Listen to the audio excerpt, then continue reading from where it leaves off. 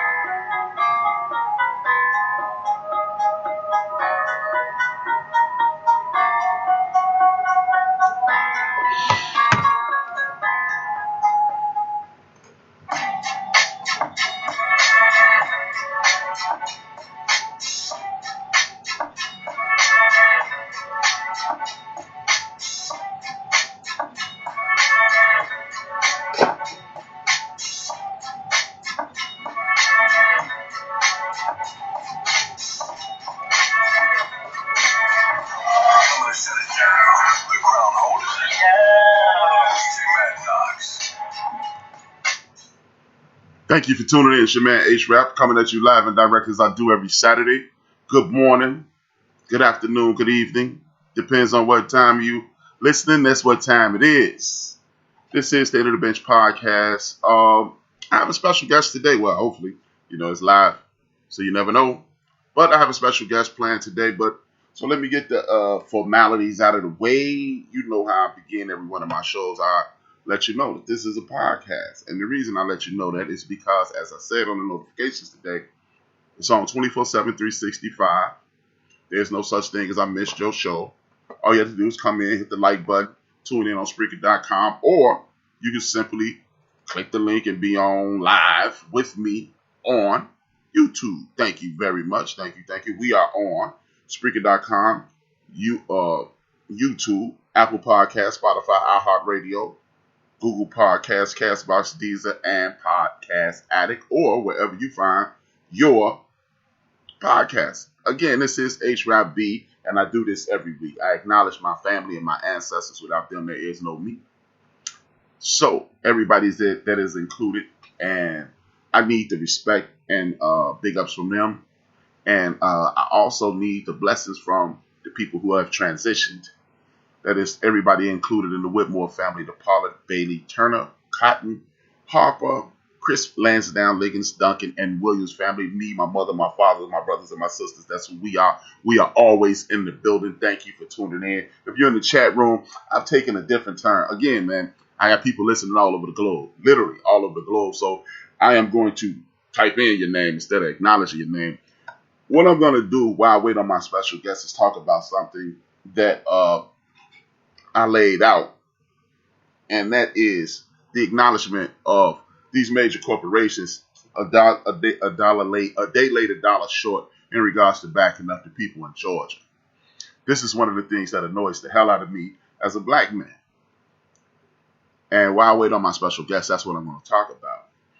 Major League Baseball, unprompted, allegedly, they took the All-Star game out of Atlanta, which is, again, if any event that you have an entity like Major League Baseball speaking about this last year, 6 months ago, 3 months ago, or the moment this bill was presented, we wouldn't be in the situation that we're in. We have a situation to whereas the lawmakers in Georgia are behind a bill that is basically destroying the 14th Amendment, putting you and your family members and the rest of the people that look like me and you in jeopardy.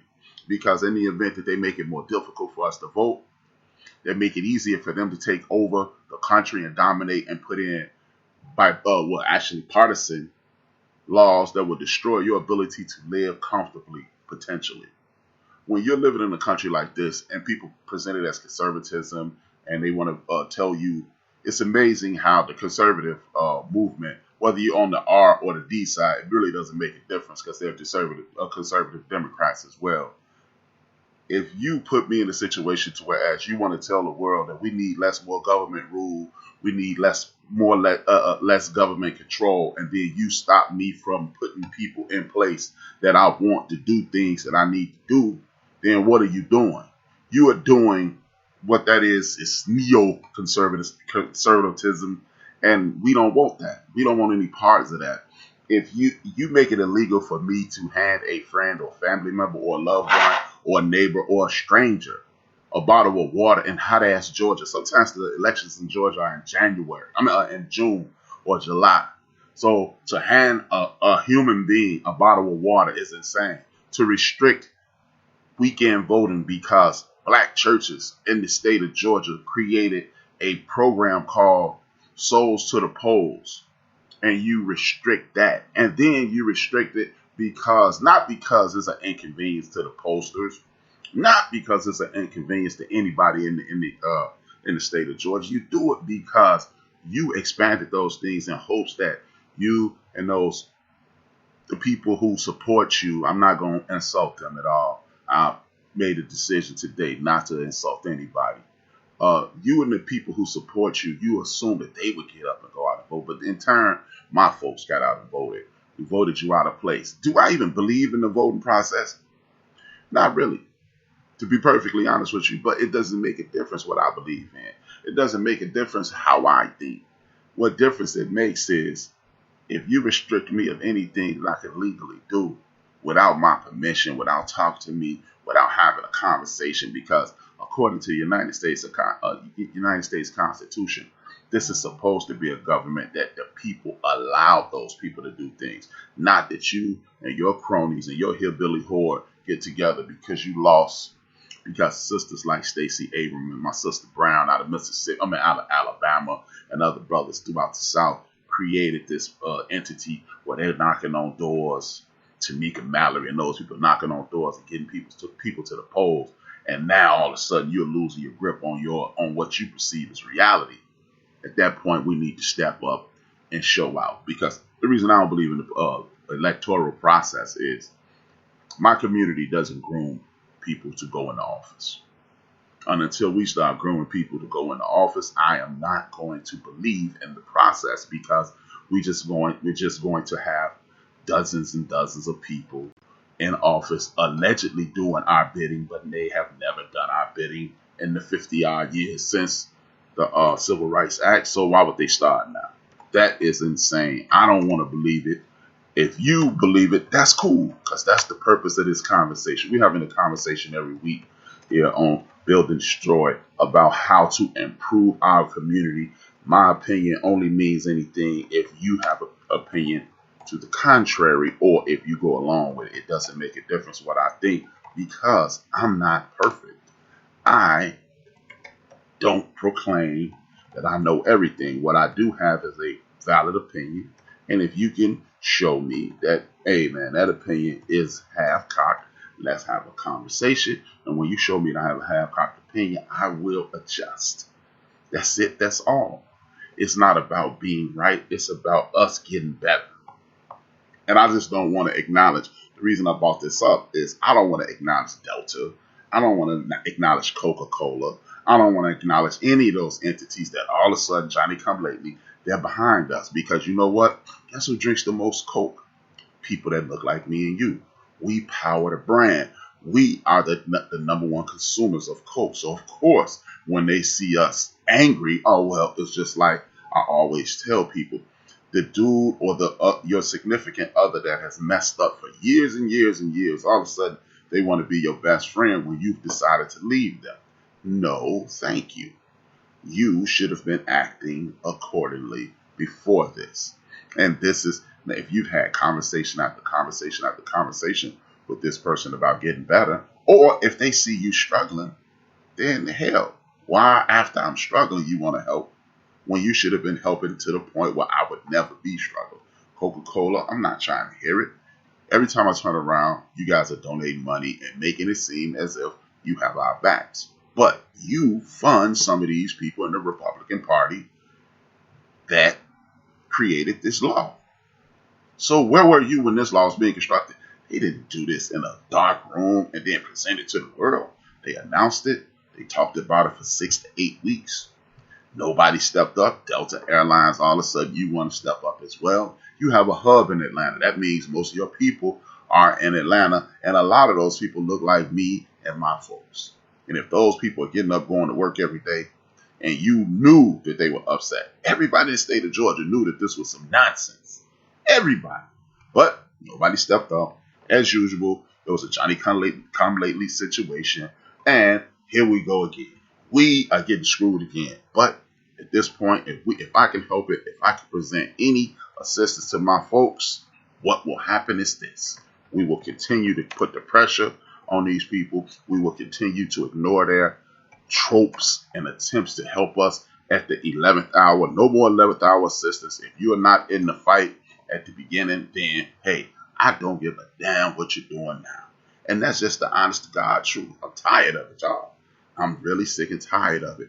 We continue to forgive and forgive and forgive. We're not angry people, so we continue to forgive. But if you're going to continue to forgive, what we're going to have to do is start letting people know forgiveness is a process that we can forgive you. We can go along with your program and we can acknowledge you that you've said, I'm sorry, I've overlooked your pain. But what we will not do is roll with your program anymore. See, that's the thing.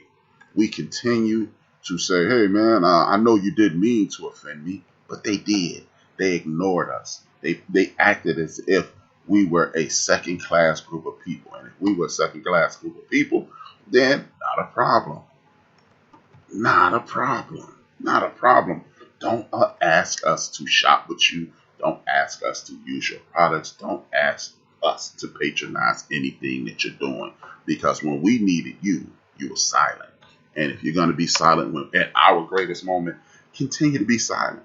And our dollars will continue to be silent. And everything involved with us will continue to be silent. This is what we have to do, folks. Enough arguing and belly aching, as they call it. And, oh, man, we need to. No. What we need to do is realize this is the end of the line in regards to forgiveness. We will not be forgiving anybody else. You know, we can have a million misunderstandings. We can have a million mistakes, but we will allot forgiveness to people who have made mistakes. This isn't an oversight. You just realize you didn't think that we would wake up and go, hey, what do you guys do?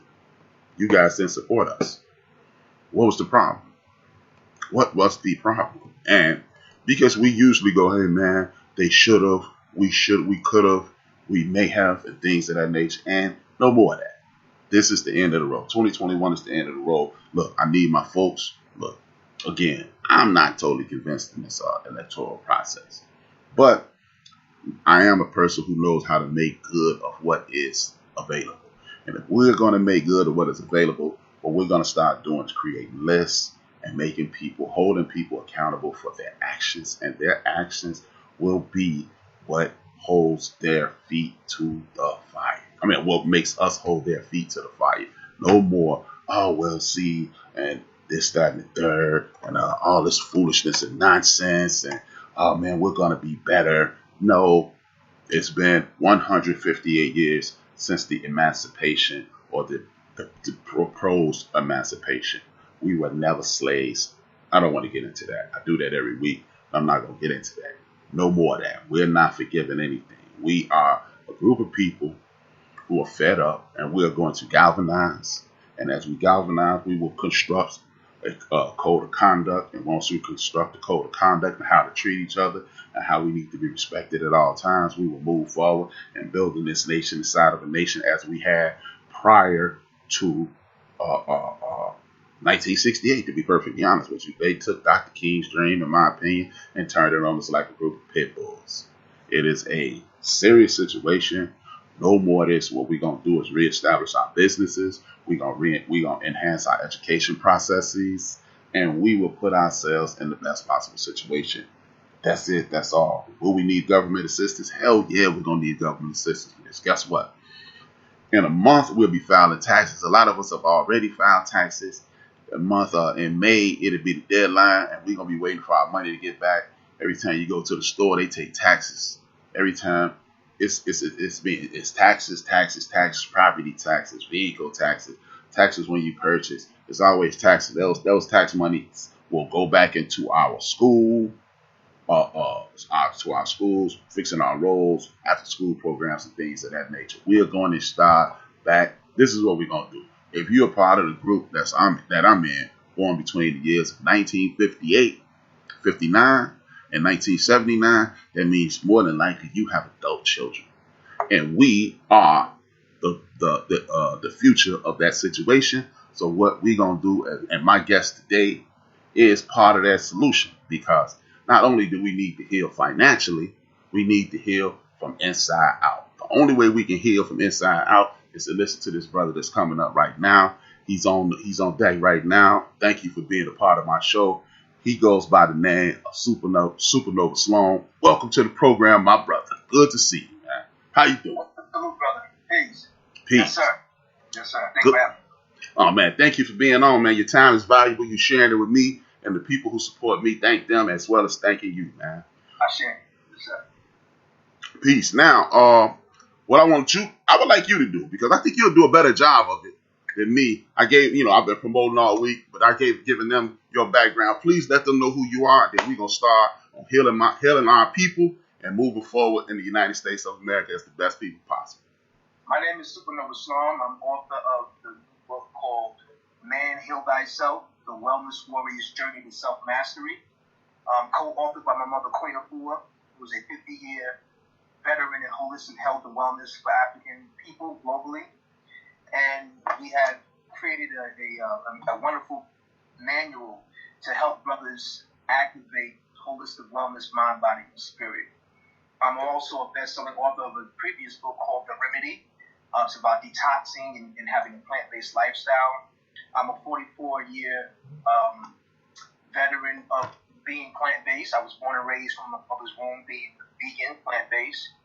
And I'm also co-owner of a supplement company, plant-based company called Super Mega Foods with my brother and my cousin.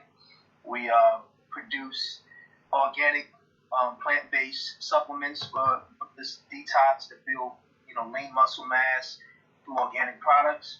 And I'm just up here of, echoing service. I also am a combat veteran. I've served in a combat capacity in this country. I come from a long line of warriors who've done so. Both of my grandfathers, my father, we're all veterans. And I am also a known independent recording artist. So, I mean, that's the sum total. And I'm just here to continue to bridge and support my community and brothers, especially men for wellness. You look around at the algorithm, dear brother, there's a lot of sisters doing healing circles and healing work. And the question always comes up with my mother, who is the author of the best-selling book called Sacred Woman, The Guide to Healing the Body, Mind, and Spirit. It's a best-selling book over 20 years, and a lot of sisters that graduate from Mother's Rites of Passage always wanted to know what is available for brothers to come together to heal and to do the inner work. So that's what the spirit of the Man Heal Thyself book is about. Me and my mother co-authored. I also, with my cousin Hallelujah Walcott, we run a training in the Queen Afua Wellness Institute called Man Heal Thyself. So the book is a reflection of a twice-a-year online training we have for brothers, 12 weeks, giving brothers holistic remedies on how to detox their body. We do exercising together.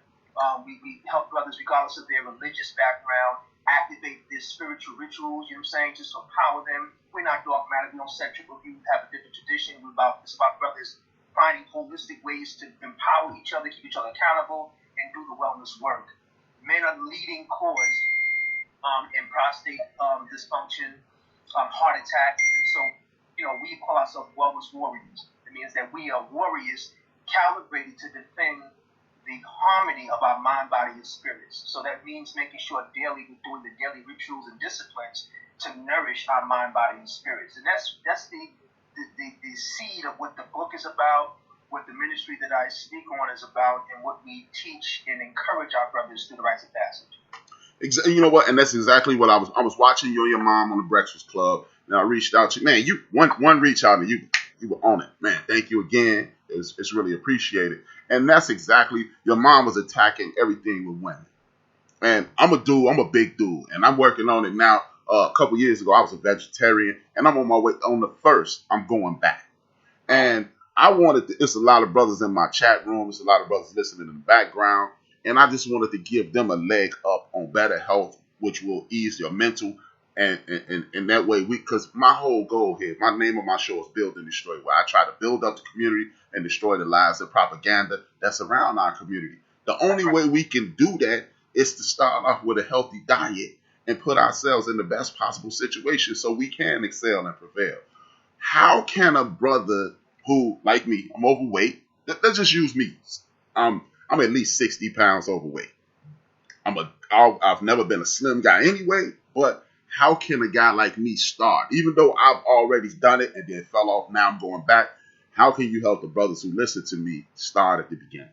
Well, the first start is actually of the book, because this book is not a regular book. This is specifically a protocol of holistic health and wellness, right? So what I speak about in The Man Heal Thyself is that holistic health is not just what you put in your body. It's mind, body, and spirit. So the reason why a lot of people yo-yo with diet plans is that they have not created a full holistic matrix. What does that mean? That means you set up a self-accountability system to nourish yourself, mind, body, and spirit. So basically, let's give an example. Water. We live on a water planet. Our body is 70% water, right? Now, some of us that are of knowledge of African traditions, we pour libation to our ancestors, right? So let's focus on that tenet. What if we continue to pour libation to ourselves in honor of our ancestors, right? So we're used to doing external things. So, okay, you can continue to pour out, but we're not doing enough pouring in. So the water is a metaphor. If you master the water, then you master the planet you live in. Your body's 30% water. Most people are sick because they're dehydrated. So they think that you're hungry when your body tells you're hungry, when your body's just telling you to drink water. So if you can start by making sure from AM to PM you have a gallon of water in your body. And like the metaphor of libation, you put the intention, right? So in libation, you pour to the ancestors before you pour into yourself, saying, this water is dedicated to my health and wellness, my discipline, right? So taking the same energy we take outside of ourselves, applying in addition internally. Now what you did the spiritual salute to yourself, you did a mind salute, and then physically you drunk the water. You hit all three chambers in that one gesture. You use the same metaphor to planning out your meal plans and having plant-based, non-processed foods. Create the same type of discipline. You'll notice if you hit every area of that holistic matrix, you're less likely to fall off because you're strengthening your mind as an extension of what you eat. What you eat it has to be charged.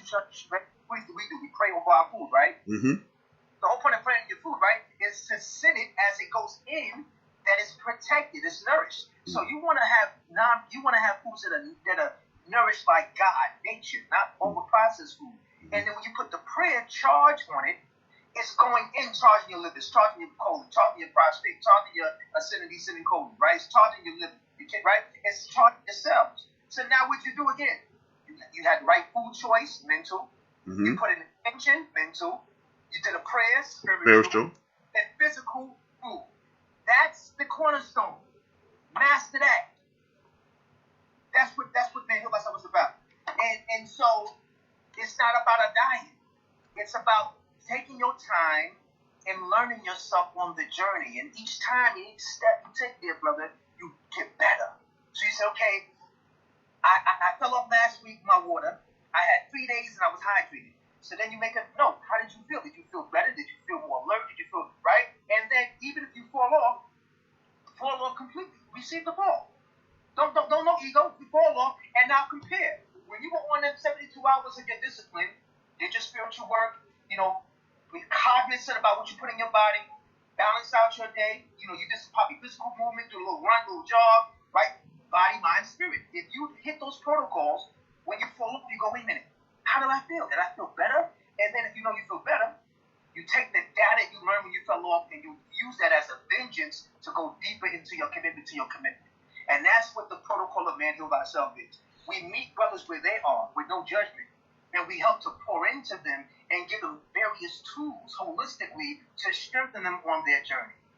Okay, even though I'm following that completely. As your mom spoke about, you spoke about on the Breakfast Club, the meat. Because I'm going to get a lot of pushback. I'm looking at one name specifically. He's my business partner. He'll give you a lot of pushback on the reduction of meat or the meat itself. How can we attack that? Well, the pushback, listen. Let's talk about the meat.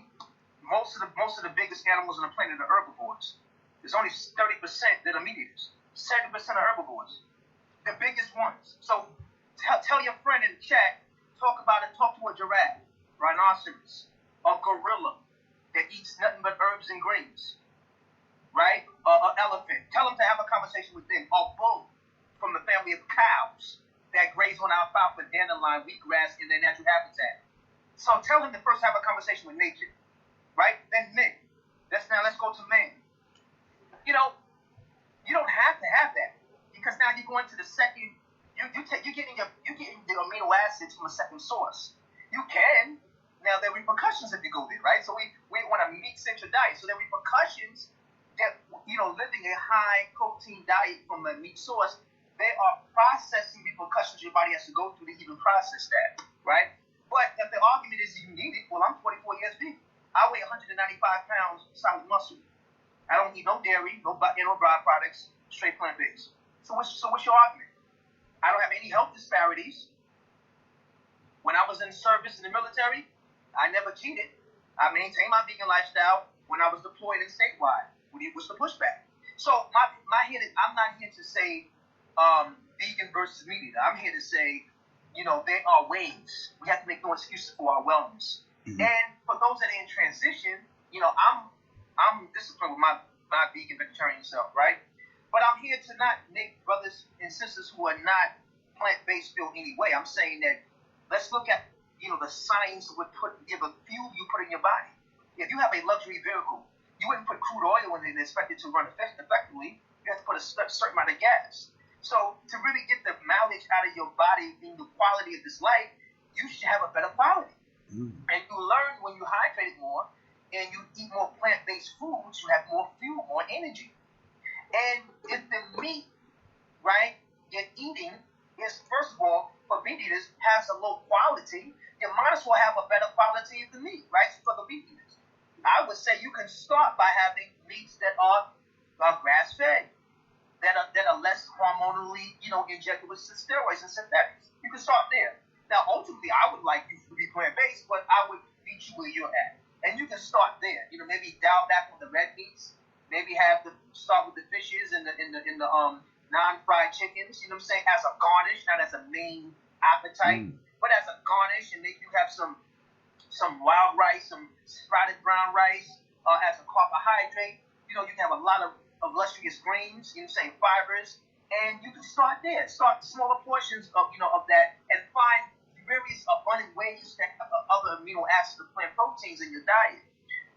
In addition to that, I have in my company, Super Mega Foods, we produce plant-based foods to get you to your micronutrients fuel. So if your concern is weight based upon having plant proteins as an alternative to meat proteins, try out micronutrients, the Super Mega Greens, which are a combination of the perry grasses, alfalfa, dandelion, barley, wheatgrass, ginger for circulation, sea greens, which is the chlorella and the spirulina. All of those work in tandem for your colon and good health, strengthen your prostate. Your bloodstream is cleansed because you can fresh oxygen going from your blood, from your brain to your blood, right? And you're making sure you get your amino acids. You can have that 2 times a day. We also be trying to gain, so you can have lean muscle and detox on the greens. If you're trying to maintain muscle mass, try our Super Mega Protein. We have sprouted brown rice. We have sprouted brown rice. We have pumpkin protein in there. We have maca root, which is good for the libido and prostate health. We have moringa powder, right? So there's so many alternatives you can take, and you just have to know that you're valuable. One thing we talk about Man Heal Thyself is men honoring their value. See, when you recognize, as I say, it starts with the mind. What is your self-talk? Before you take any grains, change your diet, what is your self-talk? Do you value yourself? Are you worthy to pour into you? See, now when you do that, the greens, the water, the food choices become a metaphor about how you feel about yourself. So first we got to get brothers empowered mentally. And then whatever their spiritual worship or lifestyle is, we have to merge that with how he views himself. And then let his spirituality and his self-value, self-talk, let the food choices be a metaphor for the internal libation. And then you will note, brothers will make more valuable situations. Because now the foods become the relationships you keep. You know, your sisters, your brothers, your friends, your intimate partners, right? High value, holistic wellness is what we're signaling for men, right? Mm-hmm. So first we must pour in and clear out some of the destructive things that we've been taught, or the things that we've been ignoring, right? We have to now focus on pouring into our brothers, and brothers to pour into themselves. Create a 7-day disciplined schedule, and you observe yourself. Some days you be stronger, some days you may fall off. And this is why my mother laid it out in Man Heal Thyself. We laid it out step by step. Brothers can have small groups if you're not ready to join our online training. We laid it out real basically what you can do week to week. What type of herbs you can use, what type of discipline, even exercise protocol, and to encourage you to begin to pour into yourself. That's awesome, man. Because my significant other tells me that, you need to eat more times a day, right? How does that work into your program? Because well, it depends what you're eating. So if you're going to eat more times a day, what are you eating? It's the what. Okay. What's the fuel and what's the quality of what you're eating? Most humans are walking around, men and women, with 30 to 40 pounds of impacted waste on their colon. This is why brothers have prostate issues and women have fibroid tumors.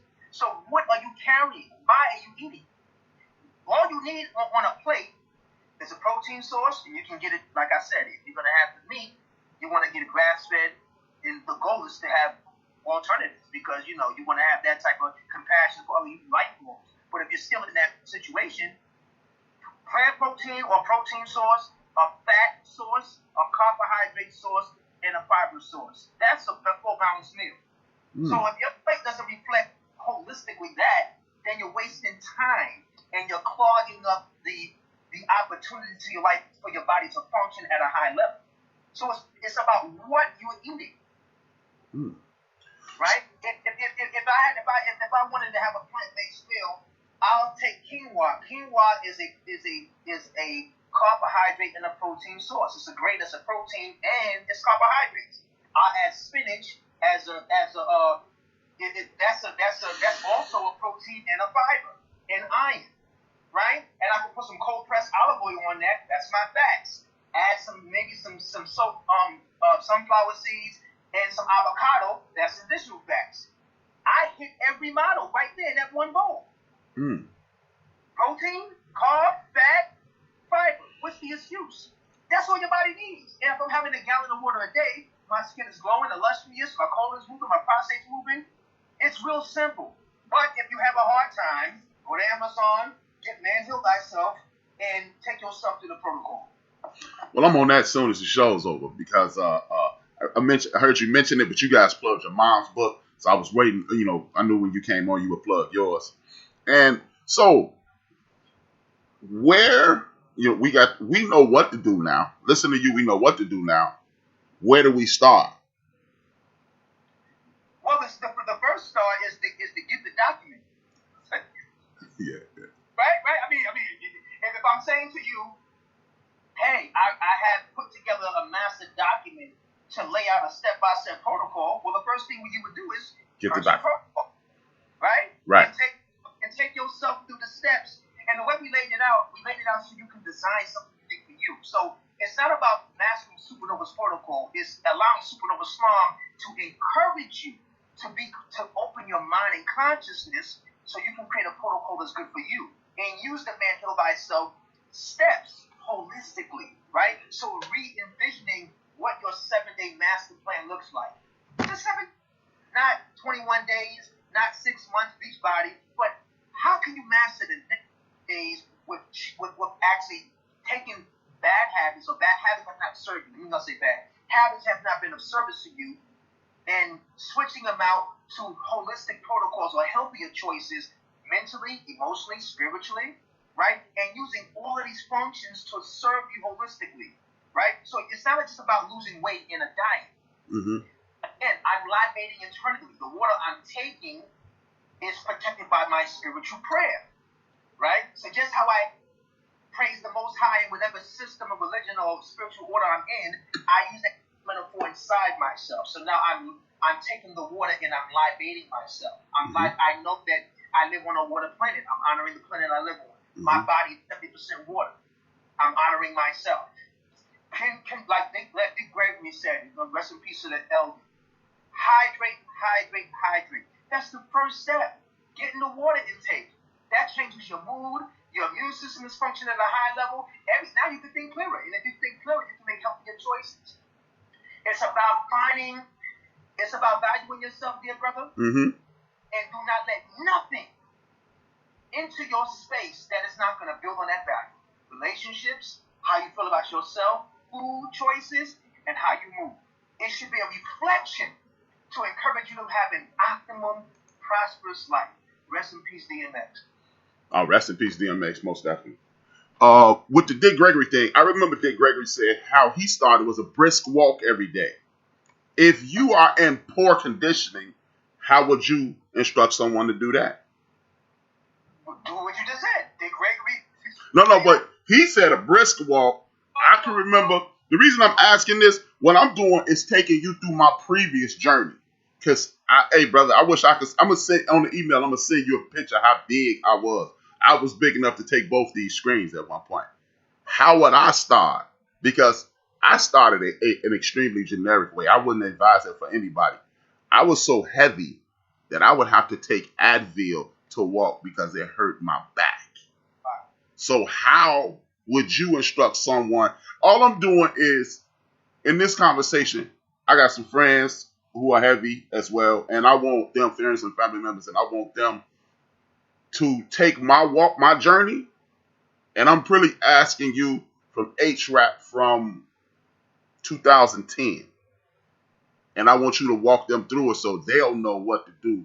Because it's real simple things. Like I said, hydration is very important. So you have to get the water. The water is going to be your energy. That's your life. Master the water. From AM to PM, you should have a gallon of water in your body. Okay? 5 liters. Just set this every hour. Have another liter. That's it. From AM to PM. So if you get up at 7 o'clock, from 7 to 7, you should be having it throughout the day. It'll be so clockwork, you won't even have to be thinking, oh, a gallon is a lot. It's actually not a lot because through sweating, through urination, your body's detoxing. And your body's meant to move. This is our lens. We're meant to move. So the big, small, and middle size, make a commitment at least 30 minutes every day to do some type of walk and repetition. Clock it. For 45 minutes. Start there, right? And I'm going to go get into resistance training and strength training, but just for those that just be the first step. Hydration and move your limbs. 3 times a week, 3 times every 7 days, you should make it at minimum, make a commitment to 30 to 40 minute walk. Speed walk, minimum walk, light jog, just light. Get your body active. Do that for 21 days. Every 7 days for 3 times a day. I mean, 3 days a week, 21 days, and you're hydrating daily, you already shifted your life. Because you're mastering movement, and you have now hydrated. So you're going to see a result. Now, in addition, you're going to start making healthier choices. Now you're going to realize, there are foods that you may like, but you have to make the valuable choices and look at it as fuel. Is this going to fuel me, allow me to create the best work? Work is movement in the world. Will I be able to be sluggish by eating this? Or it's going to make me feel vibrant and excited? Start there. Find best foods that make you do that. Now, processed sugars cut the oxygen flow from the blood to the brain. So you're going to get the itis and go sleepy. So you will go to my website, www.supermegafoods.com, SUPA-MEGA-FOODS.com, and you will purchase something called the Super Mega Greens. You can add a scoop of the greens in your water and or fruit juice 3 times a day minimum, and your body will detox and also build at the same time. It will restore the oxygen through the micronutrients back into the bloodstream that the sugar has stripped from the blood. And that's why the chlorophyll foods and plant-based foods are very important. And then, like I said, you start to cut out slowly fried foods and fried foods, and for those that have transitioned to meats, cut the red meat out, stop the fried, right, and maybe have baked fish and baked chicken, but make that be a garnish and have a plethora, abundance of greens, right? Start there. If you get the Man Heal Thyself text, we lay out meal plans that you can incorporate in the transition or your full-blown plant-based, just to encourage you along. Remember, the wellness is all about you creating your journey. It's using people like myself as a minister of wellness to be an encourager of you. I'm not dogmatic. You don't have to join my program. It's really about wellness. I'm just here to encourage you to do more. So if you're following a certain type of wellness program and protocol, I'm just here to motivate you to continue to do that. Get back on, master it, find ways to make it work for you even better. And that's the start. If you keep it real simple, brother, move, better food choices, hydrate, right? Set your daily intention, work on your emotional body, start forgiving yourself for making wrong decisions in the past. Use each day as a new opportunity to reorbit your process again. All of that creates an environment in your body, mind, and spirit for productivity. But again, we're not pushing diet, we're not pushing religion, we're pushing holistic wellness. So you can come as you are. Let's just go deeper into the commitment to our commitment. Indeed. Now, and with that, you speak about the spiritual, and you spoke about groups. How would a group function in that situation? Because would they be support, or would they be just motivation? Now, what group? Like when you saying maybe sometimes you should get in a group, and I was thinking maybe 4 or 5 guys at a time. Like you was like, you don't have to join my program. Maybe you should get in a group. Well, you're not ready. We have 60 brothers going to the training right now. Okay. So these are brothers that are committed. So if you're wise, you would join. But this room is closed. But if you're wise, you would get with brothers that are doing the work, because that accountability allows you to do your work. Now, what you do, you start where you are. I'm saying is get the book definitely, because that's the teaching tool, right? Mm-hmm. Start where you are and begin to get a disciplined daily regimen. Mm-hmm. If there are other brothers or young people around you that want to join you in that, you create an accountability. But again, we lay out what we share with the larger group of brothers. Mm-hmm. We lay out the same protocol in the book. So if you just follow along, okay, get a small group of brothers together and get the herbs, listen to some of the affirmations that we share, and find a way to do some of the spiritual work with whatever deity you represent, right? And just create a whole universal day. That's what I meant. And use the system that we lay out with the brothers around you to hold each other accountable to get the goals. And so once you get that going, and later on down the year, we do it every spring and every fall. If you have the time to join our training online, now you're joining what we call a fraternity of wellness, a brotherhood that is calibrated specifically on health and wellness. There's a lot of fraternities out there, but there's really none like us specifically calibrated for man to be exalted back to his Godhead through health and wellness. Regardless of his religious background, his ethnic background, or his financial background, we want men on the planet to be well. Exactly. And that was the reason I brought you on. Because again, man, you see a lot of things out here who are helping the sisters. And I don't have a problem with that, because, they're the foundation. But I also need people like yourself to educate the brothers, because without, you need both. You need the balance. You need the balance of man and woman. What I want to do is, how would you start a day? Like, excuse me, scratch that. I meant to say, that's the second question. The first question is it a time that we should stop eating? Is it a time that we should cut things off? Because what I've noticed is I used to be extremely active. Former athlete, extremely active. And at that point, I could burn off anything. I can eat, and I would make it dissipate by my activity. Right. Now, as I'm old, I'm 50 years old, I know I can only eat so far. What would be the optimal time to tell a man to stop eating? Okay. Well, the body works on innate productivity. So as far as solid meals, everything as a solid meal has to become a liquid in the body. That's why you need whole meals, because if you just focus on carbs and protein, you're going to be constipated. Plus, you're not drinking water, right? Why you deal with these issues. And so the body works optimally from 12 p.m., no matter what time zone, till about 4 to 6. It starts to get down. So you want your heaviest meal, if you're going to eat it, between 12 and 4. But make it more light. Maybe more. You move away from the high carbs and the physical protein, more into maybe the whole grains, right? If you're drinking your water, you find your body's gonna not eat much because with your 70% water, it craves itself. This is why fruits and vegetables are important because they contain water. Okay. Right? So you won't find yourself overeating. Now, when you have the mega greens, like the concentrated plant proteins that we produce, those micronutrients feed the cells. So even if you just eat 1 meal a day, if you're hydrating with the greens, your cells are being fed, so you won't overeat. You shred the fat, and you won't overeat, and your body will still be nourished. So everything falls in line. Yeah, I mean, everything that you're saying falls definitely in line. And if you have the micronutrients 3 times a day, in the morning when you wake up, midday, and towards the evening, you find, like, let's say after 6 o'clock, you start cutting down a heavy meal, and you just have, at least 16 to 32 ounces of the micronutrients. This water, and it's the greens. Your body's going to be fed. That's awesome. You won't eat past that because you won't be able to. Your body won't signal that. It's created, and the greens allow the cells to be sustained where it feels like it's fed. So you won't feel the cravings. And because now you have more oxygen in the bloodstream, it's breaking down the concentration of the salts and the sugars that are in the processed foods. So now the cravings shift and change. Right? How long do you think that would take? Well, I mean, let's say example the micronutrients, the mega-greens.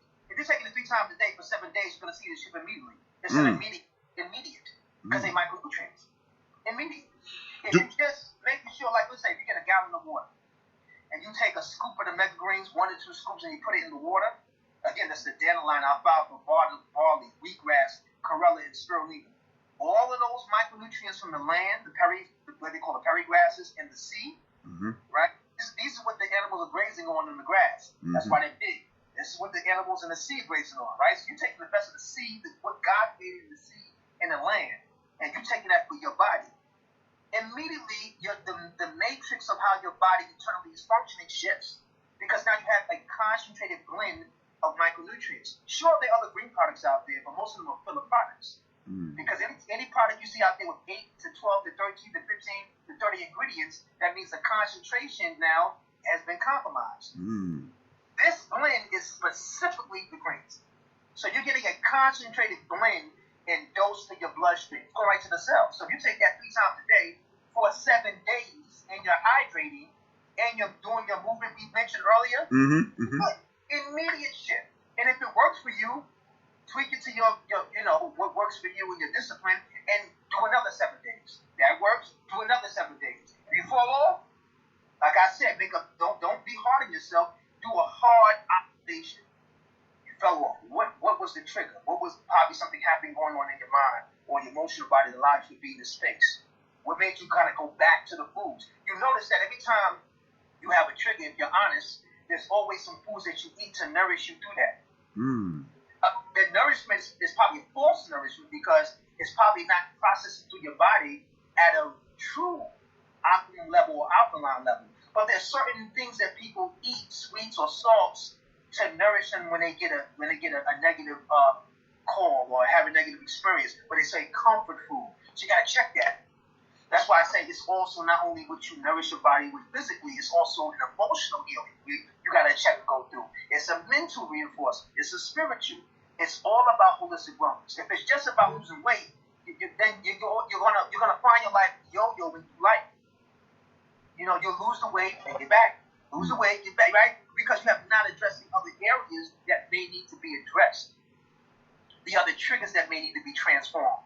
And this is what we enforce in the Man Heal Thyself book. We lay out for brothers to get them encouraged. Like I said, there are a lot of books out here speaking to men, but this book specifically speaking to the whole area of how to take immediate action and transform your life. I just got a message from a listener. He sent me a picture of this Adrian's 2-day detox. Have you ever heard of that? No. It looks like it's a fruit juice 2-day detox lose weight regimen.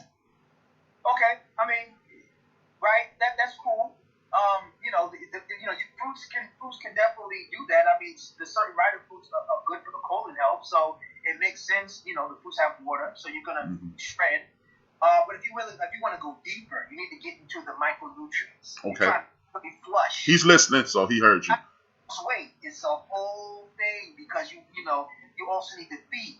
So you need a regimen that's not only going to have you dispel the weight, but it's going to build at the same time. You need the micronutrients like the mega greens because not only detoxing, but you're building. That's key. Because you can lose the weight, but if you're not building nourishing wise, your body's going to be locked in the cravings. So you need to detox the impurities, and then you need to be building so your body can be nourished. Almost removing the toxins like a drug program. Absolutely, but again, the key is flushing and building. Exactly. It's flush, you build. A lot of detox programs get you to detox, but then you're still nutrient deficient. You want to get the concentrated plant proteins because now you're getting the nutrients and you're detoxing. Okay, one more, a couple more questions. You mentioned I could use the detox powder in my traditional water. Would that compromise the gallon of water, or is that just part? No, absolutely not. Okay. That could be that because all the greens are going to be doing is charging that water. Okay. Right. That's it. So the whole point is to make that liquid be the majority in your flow because you are mostly liquid. You have why not honor our flow? Exactly. Right? Because some people maybe more because you're an athlete you can get right with your water and get with it. So we have a different muscle memory with that. And other people may, they want the flavor. So I say some people want to put the lime or the lemon in the water. Whatever you got to do to get that gallon in, salt, right? But your body needs that water. So you can charge the water, with ginger powder, the greens, the lime, the lemon. You can charge the water up, but get your water. Like master that because again, it's gonna immediately shift. And when you start to shift, you start to value yourself, and that's what you use to be to cause and create accountability with yourself. You know what I'm saying? And start making valuable decisions. With that being said, you mentioned a second ago also about the comfort foods. Would you recommend anything like me? I used to be a potato chip fanatic, and I could identify with you saying, "Hey, you'll eat this when you're having a bad day. Let me get a bag of chips." Pop, pop, pop. Next thing you know, you almost 400 pounds. Is there anything that you would recommend to supplement that, like avocado, strawberries, and things, watermelon? Everything you say. Oh, okay. And then also, you have to look at your salads as a way to explore. People just think lettuce, tomatoes, and carrots. Iceberg lettuce, tomatoes, and carrots. That's not a salad. That's one of a minor aspect. There are a lot of crunchy, fulfilling vegetables that are also carbohydrates. Like a broccoli is a carbohydrate. Some people don't want to do broccoli. Okay, cool. You have green cabbage and you have also purple cabbage, right? You have red peppers, green peppers, orange peppers, yellow peppers. All of those are much, and then also cauliflower. You can chop all of those up if you want the crunch. Nerves. It's a nervous system thing, We alternative. So you can have all of those more crunchier vegetables, and if you're gonna have a green, if you don't want to do the iceberg, get spinach. Which is high in iron, right, and protein. But the highest in protein would be, in addition to the spinach, would be the kale, right? But you can have none of those and just have what I just said. The cauliflower, the purple cabbage, and the peppers.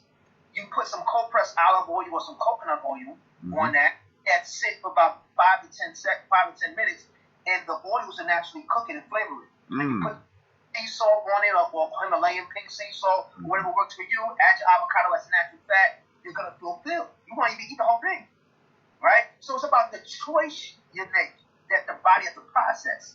Remember, everything that you eat has to become a liquid.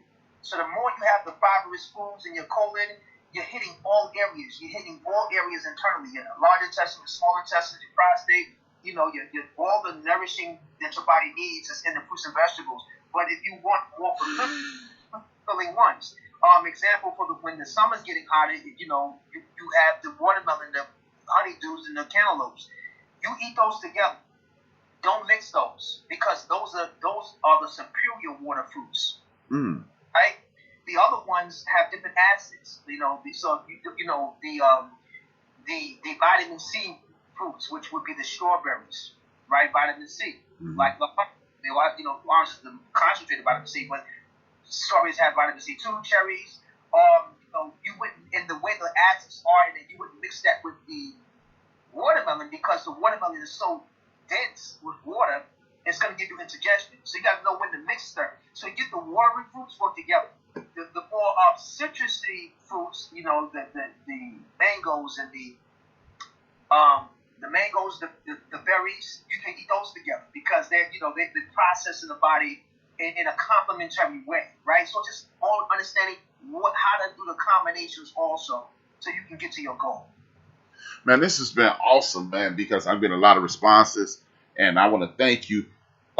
Please plug your book. Please plug your information. Yes. And I'll be in contact with you. Well, brother, I would love for you to get the book so you can start to take yourself through it, and we can talk about it next show. But it's called Man Heal Thyself: The Wellness Warrior's Journey to Self-Mastery.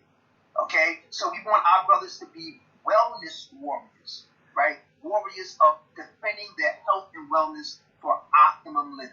We want brothers to begin to put themselves first so that they can be of better service to their loved ones in their work in the world. Man always sacrifices to put everybody before him, and internally he's in deficiency.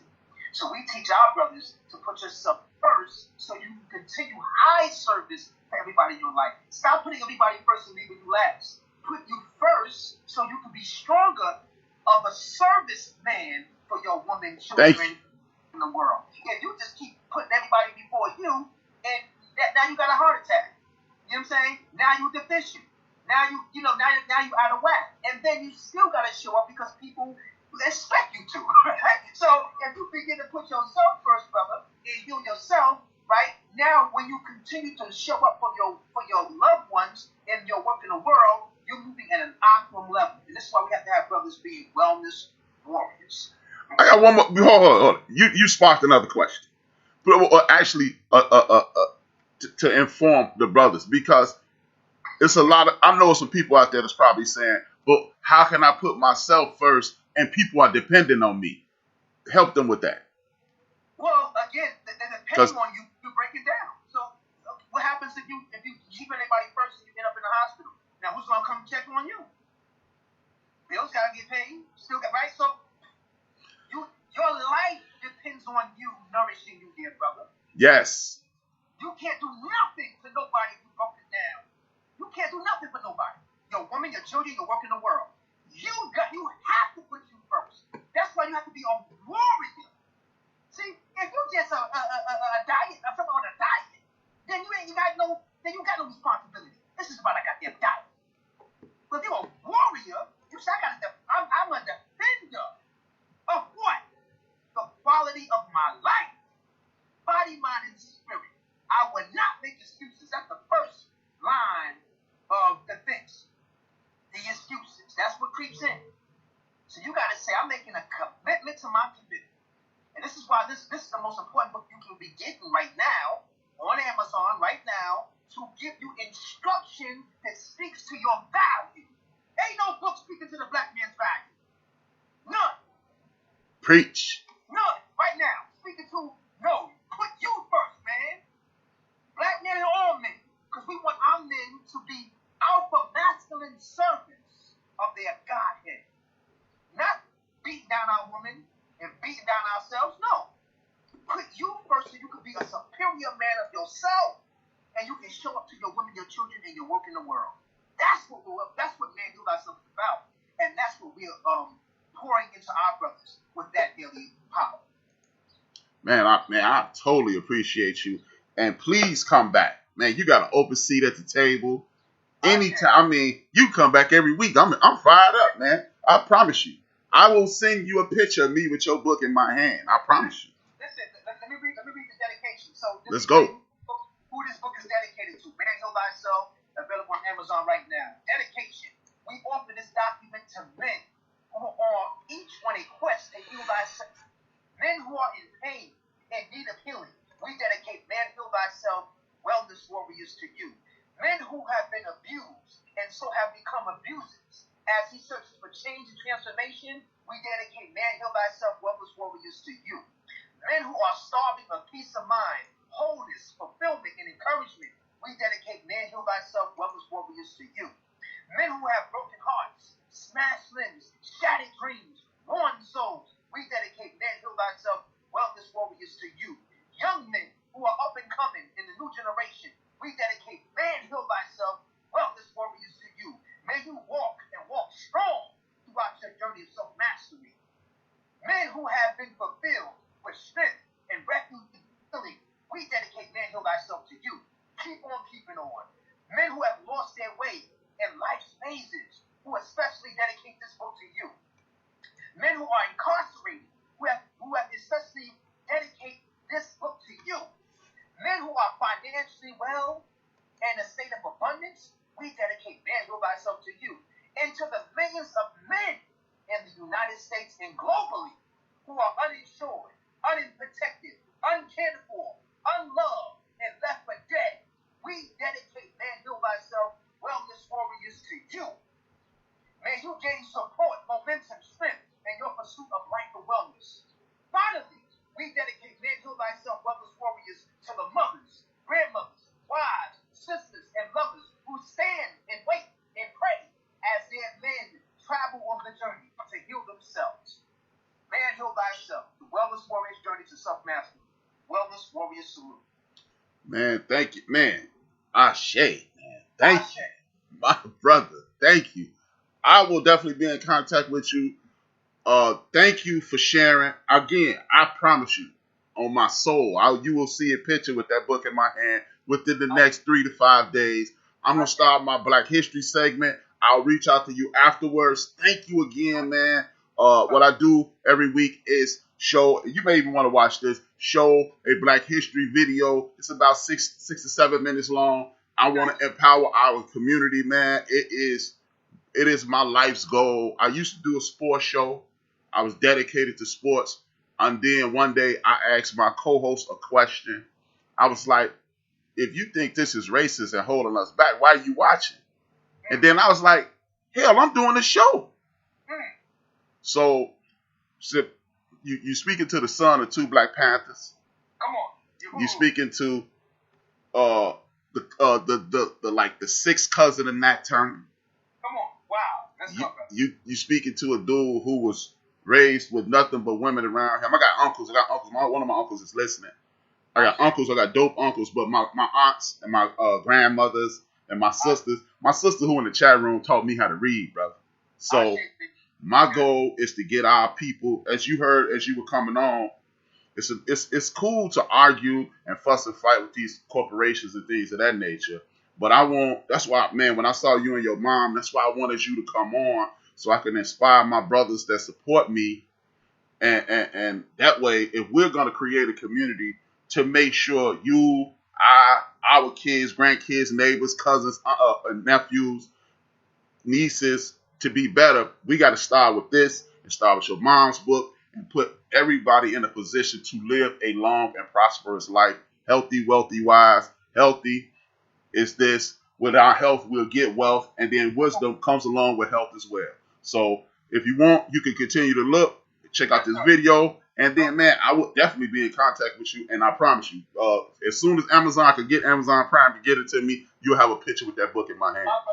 Well, wellness salute to you, dear brother. May the ancestors continue to charge and protect you on your deployment here on Earth, and wellness warriors salute to all your family and everybody in your audience. I appreciate you, the mothers, the fathers, the uncles, the aunties, the grandmothers, the grandfathers, brothers and sisters. Wellness warrior salute.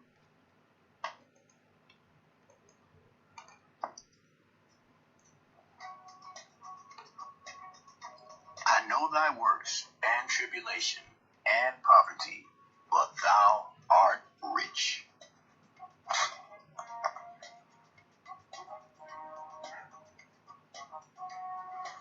Welcome to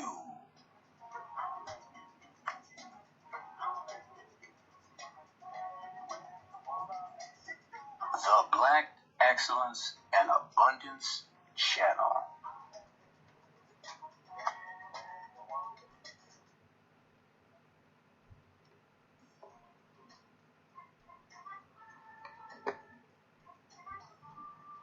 Black Native Americans have been all but ignored in this country. We have been written out of the history books, and it is as if we never existed in the first place. The truth is, this country was filled with many all-black, so-called Indian, Native American tribes. This country was filled with so-called black Indians, true Native Americans. One area of note is California. The true history of California blacks is a powerful story, one that should be studied and remembered. I urge you to please do your research, and you will be surprised by the majestic history of our people here in this country. There were California blacks, or Calevians, also referred to as Calevians, spelled with a KH. The California blacks were one of the largest and oldest native nations in the Americas. They were the people Europeans originally referred to as the Red Man. One account of what it was really like in California comes from the writing of historian Robert Beverly from the 1700s. He writes, "Far and away the most beautiful city on earth, 5 times the size of London or Rome, great towers and buildings rising from the water, 60,000 gleaming houses, how spacious and well built they were, of beautiful stonework and cedar wood and wood of other sweet scented trees. Many streets and boulevards were so neat and well swept despite the multitude of inhabitants, crisscrossed with a complete network of channels like an enormous Venice, but also remarkable floating gardens that remain from nowhere else on earth." So you see, black Native Americans not only lived here, but we thrived here. And we thrived for thousands of years before Columbus.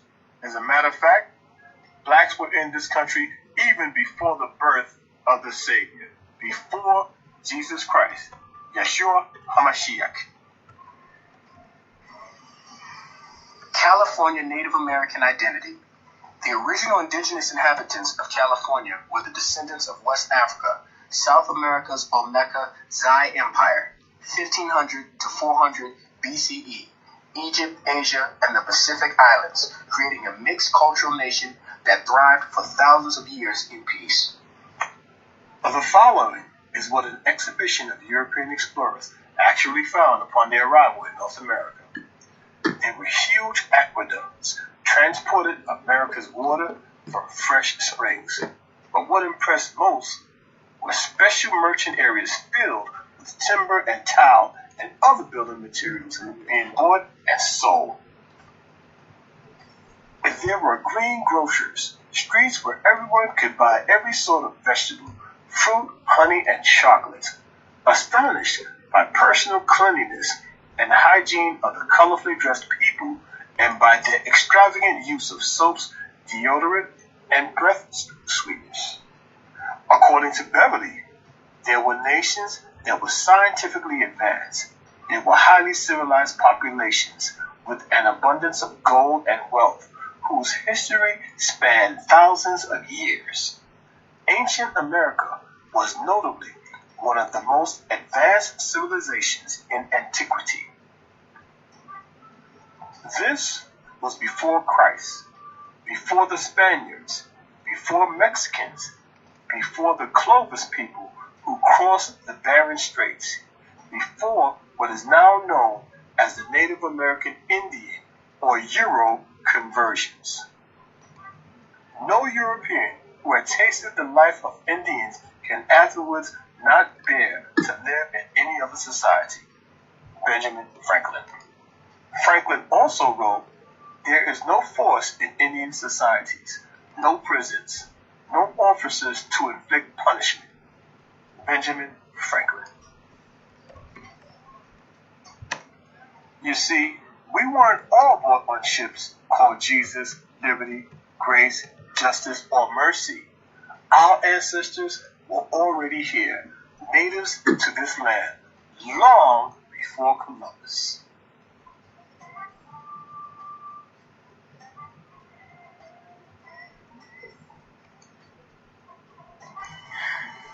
6 stone heads in central Mexico. The Olmec civilization was the first significant civilization in Mesoamerica deemed mother culture of Mexico by some historians. This civilization, dominated by Africans, is best known for the colossal carved heads in central Mexico that served as even more evidence that Africans sailed to the New World before Columbus. The heads are clearly crafted in the likeness of Africans. The same civilization that created these giant heads was also responsible for introducing written language, arts, sophisticated astronomy, and mathematics to a Mesoamerican civilization, ancient African historian Professor Ivan van Sertima explained. We do want to point out that there is evidence of other races in the Americas prior to the arrival of Columbus. There were Asians, Pacific Islanders, and there's even evidence of Europeans before Columbus. But the landscape was definitely dominated by the black people, the black Native Americans.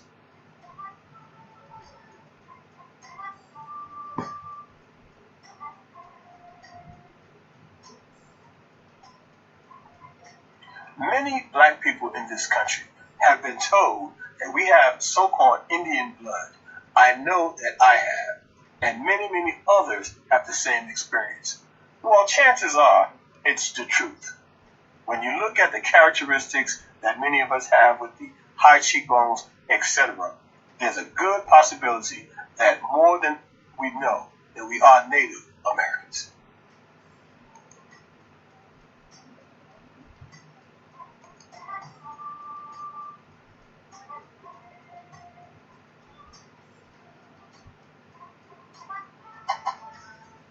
While we know that many of our ancestors did come in on slave ships, however, we know that there is proof that millions upon millions of our ancestors were here before Columbus, before the transatlantic slave trade. So yes, folks, there is overwhelming evidence that suggests that the first Americans were actually black people. There is archaeological evidence, there's written evidence, and there's oral evidence, which proves that black people are the first Americans. The Black Excellence and Abundance Channel, where black history is every day. Thanks for watching. As always, please remember to like, comment, share, and subscribe. And remember, thou art rich. With that being said, I'm going to introduce another guest that I have today. As I told y'all before, what I'm going to do is promote any and everybody that I can find. If you have anything to promote, reach out to me. If you have a restaurant, if you're doing something, I don't care a damn what it is. Excuse my language. I don't care what it is. It's about empowering us every chance I get. And with that being said, I want to introduce you to my latest guest. What's happening, brother? How you doing? Hey, what's going on with you, man? Man, introduce the people. Let them know who you are, and we can get this show on the road.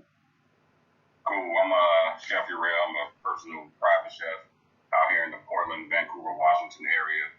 Originally from Chicago, as you can see the hat right there. But yeah, I'm out here on this Pacific Northwest cooking up some food, man. Man, it's good to meet you. Good to see you. How you doing today, first and foremost, man? How you doing? Man, I'm doing good. This is like a first day off for me in quite a few days. Oh, okay. So, I'm enjoying it a little bit, even though I'm going to cook afterwards. So, how did you get into being a personal chef? You know what? I think I did like a dinner party for a group of ladies, and they talked about the food so much that my social media presence kind of grew, and I've had people in my DM about cooking stuff, and I've been cooking and posting stuff, and it just grew from there, man. Man, let people know how. Like, okay, cooking is obviously a passion. Let people know how. No matter what happens, if you do what you want to do, you are going to be okay. You will be in a position that you're in presently. You know what? You're absolutely right. If you got like a passion for it, a love for it, and you put your all into it, you don't even know the level of success you can have. So for me, I actually worked an office job, and then I was cooking like after hours. So my request for food and projects grew so much, I was actually able to leave my office job, and this is what I do full time. And man, my clients just appreciate me, and I appreciate them, and it's all about the food for me. So at this point, you're a personal chef directly for one family? I know it for many families. Oh, okay. Help us understand. Help me understand. Give me the information. I have a couple clients where I'll go into their home and I'll make them lunch and dinner maybe 3 or 4 days a week. Outside of that, I'm doing some plates. I'll do like date night dinners when I have the free time. But I do have a couple clients that I go in and I cook for them a few days a week. And yes, I'm working for myself, taxes, all of that. Man, how do you start that? How did you start that empire?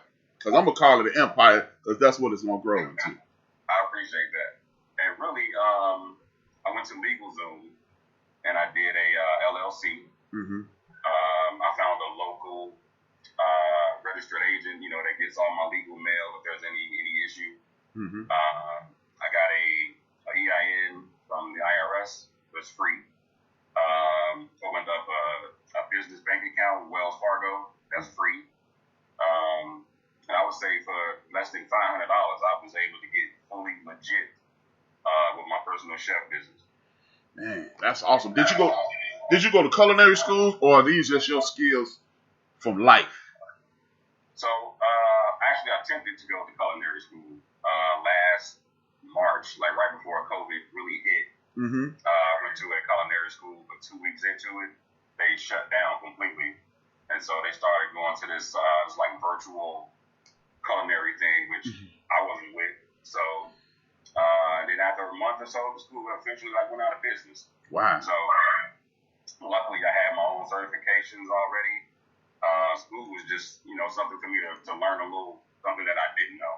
Okay. So I had been cooking way before that, and culinary school works for some people, not for others, but you can still be successful if you got a passion for it. What other certifications do you need? I have a Serve Safe manager certification, and that pretty much certifies me to cook all over the country, and it proves that I'm safe when I'm doing it. So whether it's in a normal kitchen, a commercial kitchen, a restaurant, I'm certified to cook everywhere. Okay, what avenues did you take to even get to know those things? Because a lot of things, we'll jump out and, hey, man, I'm going to do this. And we don't even know that you need those. Like, I never even heard of a safe certification, So how did you get that information? It's actually something that was in the curriculum for the culinary school. Oh, okay. And after that ended, I kind of researched how I can do it on my own.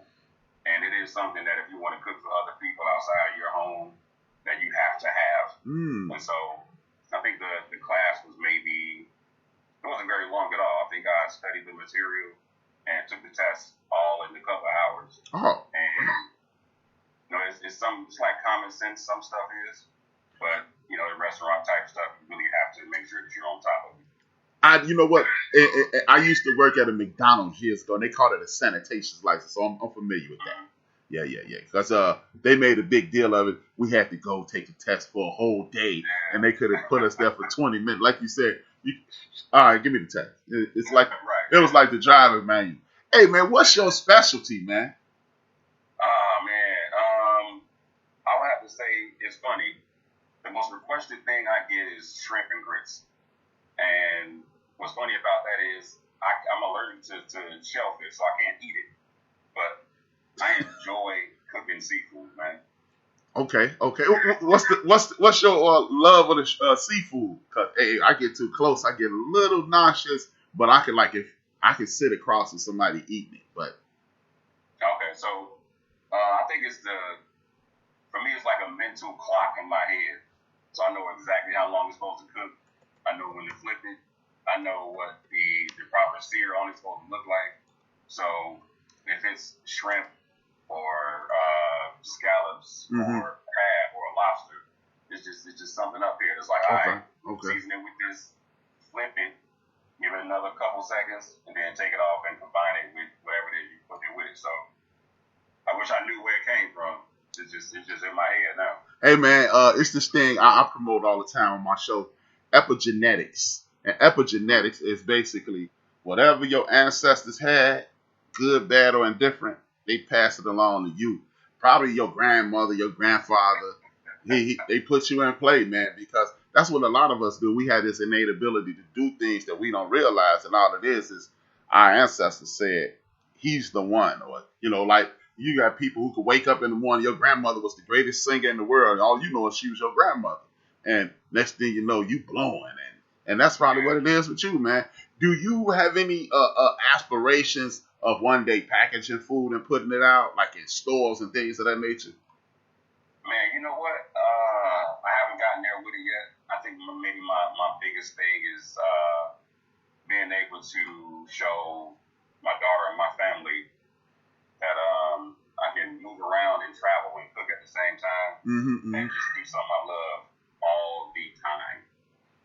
And you know what? You're inspiring people, man, because one of the things I do on this show is I try my all-time best just to inspire my friends, people, my brother D Great, me and him talk all the time, my brother DJ Mad Knox, we talk all the time, and I try to push people.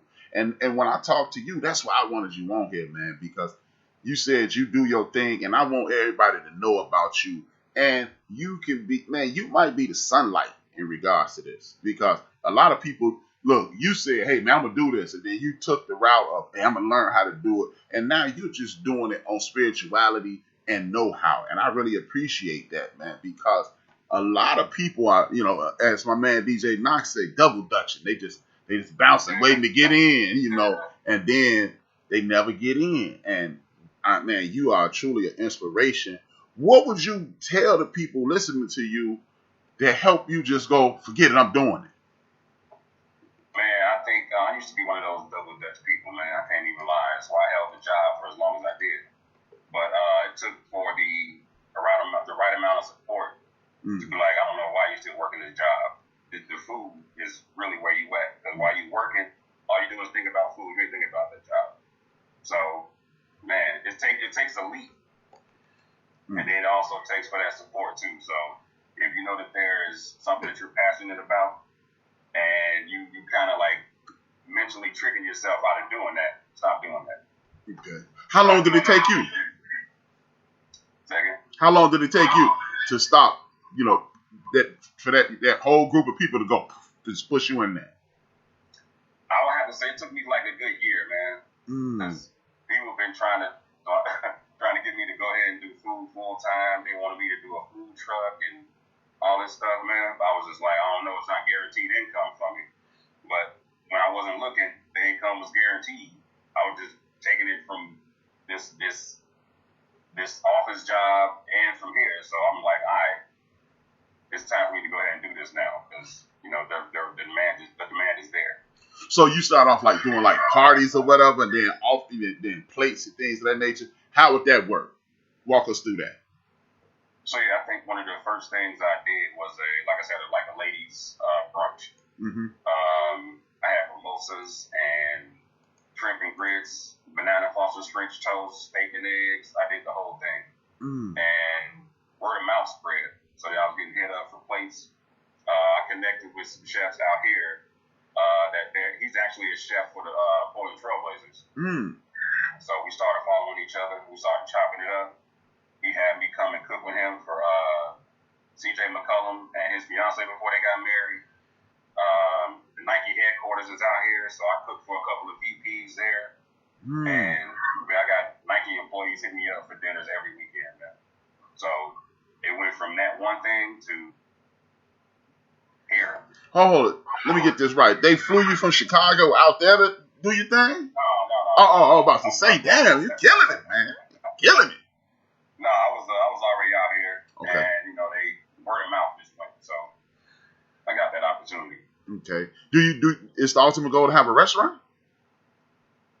The ultimate goal is not to have a restaurant. I wouldn't mind having a food truck, but just being being able to create my own menu and feed like a family or just feed some different people is what my ultimate goal is. I mean, if it's a food truck, then I would go that route to give me the ability to be a little personable with the people that come up to the truck and get whatever it is I got. And that way I can talk to them about it and find out, what they think and just go from there. And you know what? Is it safe to say that you get a true pleasure out of seeing people enjoy your food? Yeah. You know what? I call my foods like a Beauty and the Beast kind of thing. When you get a nice plate of food and you see it, when you first stick your fork into it, you make that face like, yeah. Like look real mean with the good food. I like that. That's awesome, man. That's awesome. Hey, man, I got a listener, man. He's a good friend of mine, and I think he should be doing what you're doing. The reason I think he should be doing what you're doing is this guy is so meticulous in the way he orders his food. If he orders an omelet, he goes, I want this. I want you to sear this to this point, and I want you to do this. And I believe that is the type of person you are. Am I cool in assuming that? Hey, man, you are absolutely right. And I just did that this morning. Like, I don't order a lot of food out because I cook my own food. But those days where I don't want to cook, I order something. And I got a country fried steak. And the thing was battered with, like, you ever had beer battered fish? Mm-hmm. It was battered in the same thing. I'm like, you don't put a steak in that. You got to have your own special chicken fried steak batter set aside. But I could taste that it had that fish-like batter to it. And I was happy. How would you, because I've been trying to inspire my man for at least 3 years. I'm like, hey, man, he wants to do something. He's in the midst of doing something else, and he's going to hear and see this. I wouldn't be shocked if he popped in the chat room right now. What would you tell him to inspire him to go forward? Man, I would tell him, make his best dish and give it to somebody who never had this food. Watch how they eat it and respond to it. And then he's going to want to make it again for somebody else. But this time, he's going to add like a little something different because he want to kick it up a notch. And that's just what we do, man. So that's what I would tell him. Just make the best dish and see what happens. That's what's up, man. Thank you. Because I'm telling you, man, I know he would be able to do exactly what you're doing, man. Because with that being, because I'm listening to you and I'm going, man, this is somebody who really loves this. And that's the thing, man. In my opinion, people in our community don't do what we like. We chase money way too much. It's now I understand with your situation, what you were saying, you were like, hey, man, I got to make these ends meet. But that as the brother previous to us, that's our job as the men in our community to make these ends meet. But simultaneously, it's always a quicker way and an easier way and a less stressful way to make the ends meet when we do what we like. Yeah. And how does that feel when you finish the meal? And you don't even have to see them, because I'm assuming when you watch doing this for families or parties, you don't even watch them eat. But how does it feel to sit back knowing, hey, I killed that? How does that feel? You know what? You don't even be looking for it, but you'll actually get somebody that'll come up to you while you're in the middle of doing this, and they'll be like, I've never had that before. But the way you cooked it, now I want some more of it. Right. So an example of that was CJ McCullum's mom. We made some fried mushrooms. She said, I hate mushrooms. I don't never want to eat them. She came to the stove while I was in the middle of cooking them. I said, all right, grab a paper towel. I pulled her one fresh out the grease. She let it cool. She ate it. And when dinner service came around, she was like, let me get about 6 more of those. Yeah. That's what it is, man. So just getting people to open up, being a little adventurous, I guess. Okay. Man, this is dope. Tell the people what you want to tell them, man. Enough of me talking. Tell them what you want to tell them. All right, so I'm not in the Chicago area. Like I said, I'm on the Pacific Northwest, but I'll be in Chicago May 4th through the 11th. Okay. I'm on Instagram, Chef Urel, CHEFYORELL, is your shirt. And that's where, like a bulk of my business comes from, word of mouth. Okay. Under the same name on Thumbtack. So, Chef Urel on Thumbtack. Yeah, those two places I'm frequently at. So, please, yes sir, please hit me up. I'll set up some parties. We'll make it real nice and beautiful for you. Food will be good. Ambiance will be even better. Man, thank you for coming on, brother.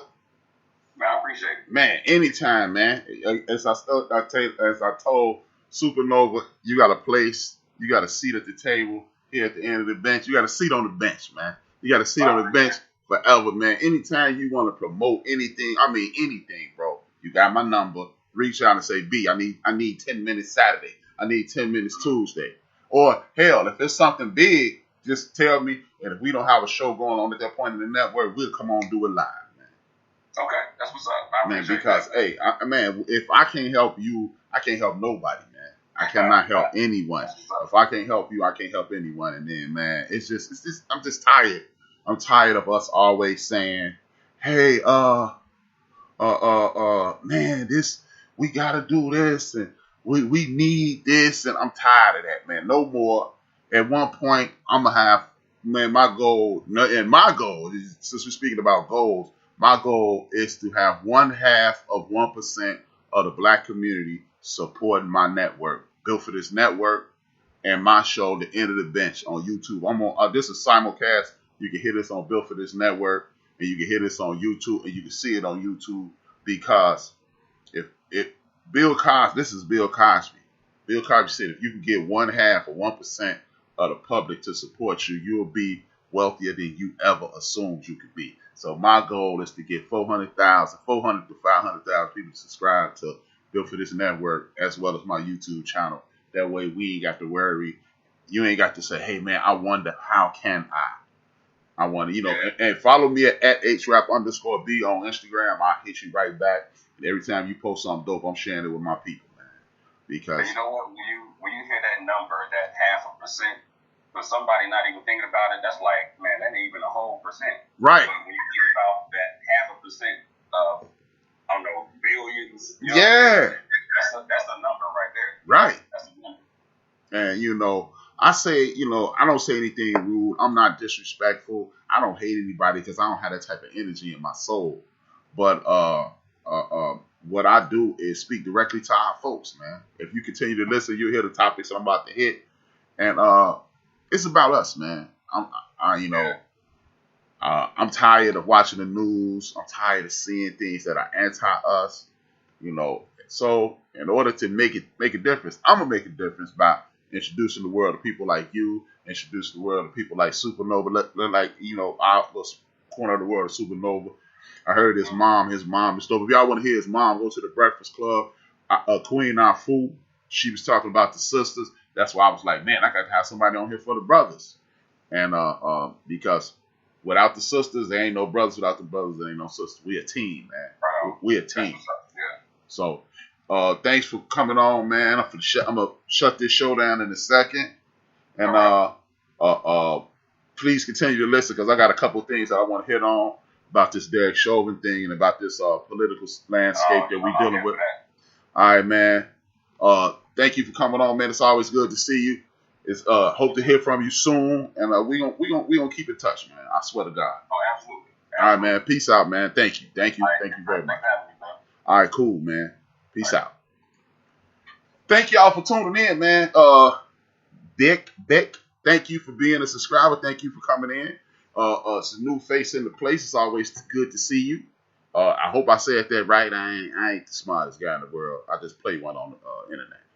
But with that being said, man, I want to thank y'all for tuning in. I do want to continue from where I left off at earlier, man, because as I was talking to y'all, man, these corporations, they joking. They playing, they joking, and they don't mean us any good, man.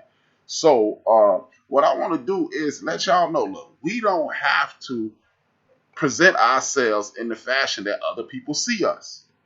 And as they see us, it ain't doing us any good. Oh, man, we continue to present the black community as other people see us. And it's an African tradition I learned this from Dr. Greg Carr for Africana Studies, and he talks about there's two. It's the governance and there's the presidents. The presidents is how people see us, and the governance is how we see ourselves, and we have to focus on how we see ourselves. The reason I bring this up is this. It was this actress. Her name is as Thandie Newton. But now she goes by her government name because we live in a world in which people have taken liberties into assigning us names. When you're in our community, we got assigned names. We went from just a generic name, Kunta Kinte, to being Toby whatever. You know what I'm saying? To be Brian Williams, to be Kevin Johnson, or whoever, whatever your name is. We must stop allowing people to identify us. It seems extremely simple, but you can if we start using the resources that we have in our homes that you guys call grandparents, uncles, aunts, neighbors. These are resources, and if we start using those resources, guess what will happen? You'll pick up on little subtle things that they wouldn't do, that they would do. And you would go, wow. I knew a guy by the name of William. And we were at the doctor's office. And his mom, they said, Willie, come to the thing, Willie. Gave his last name, Willie. I don't want to put him out there. And his mom he was finna get up. And his mom grabbed him. She was like, your name is William. And as a kid, you're like, Willie, William, whatever. Or Bill. That's taking your identity. You're not. It seems simple, but this is not.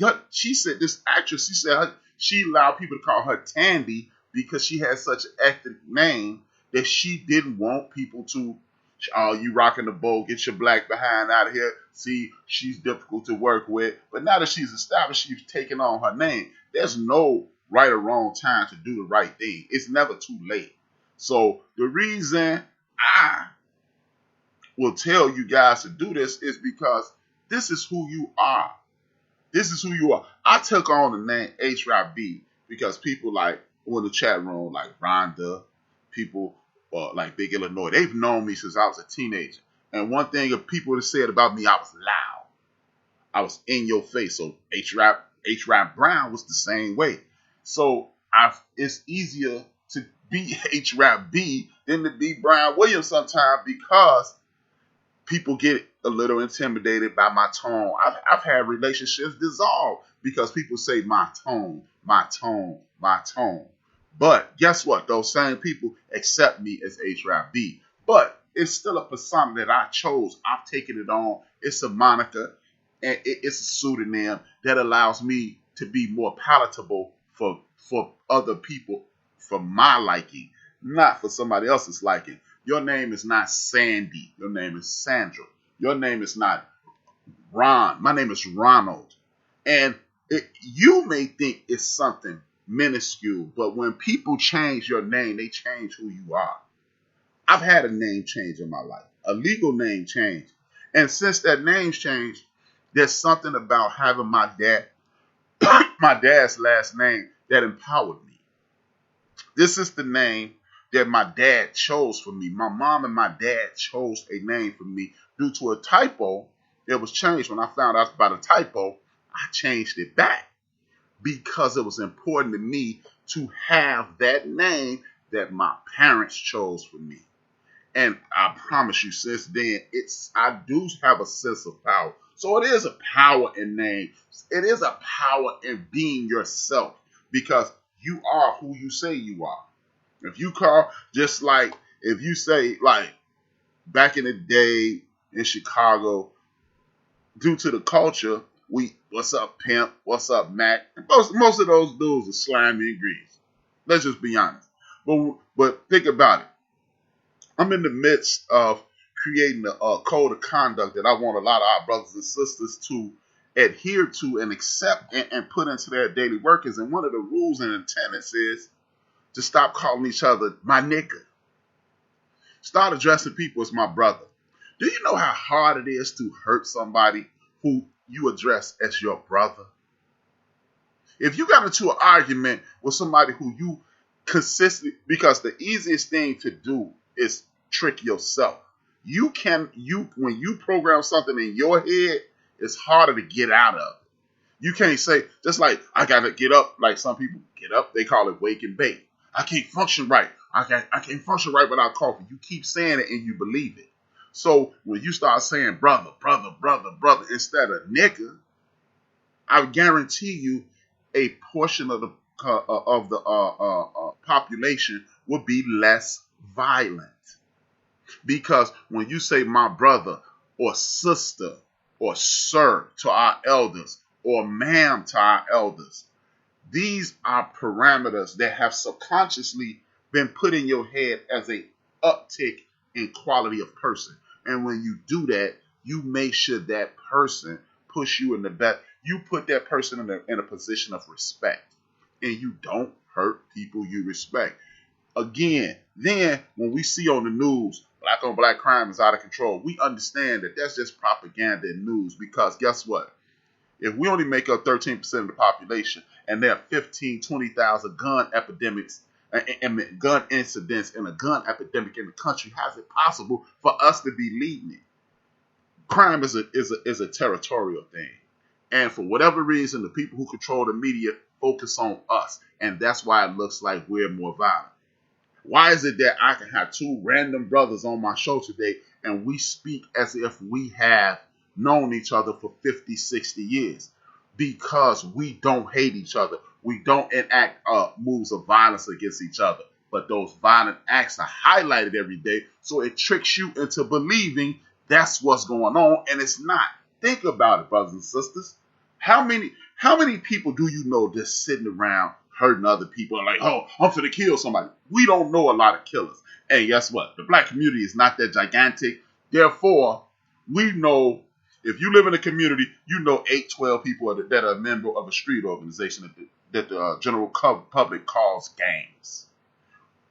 So but you just like, I grew up on a street called Cedric Street. There were 3 housing developments. There was the brown buildings, the orange door buildings, and the buildings that I lived in. You're talking about 8,000 people, and it was about 30 people part of a street organization. But the neighborhood was identified by that street organization. When you go into the buildings that they call Commuinty Green housing, the Good Times projects, where you don't know if you're not from Chicago, there are literally thousands, tens of thousands of people in there, and most of them getting up going to work. Most of them busting their ass every day. Most of them on their kids about homework. And again, it was very few people part of these organizations that they call gangs.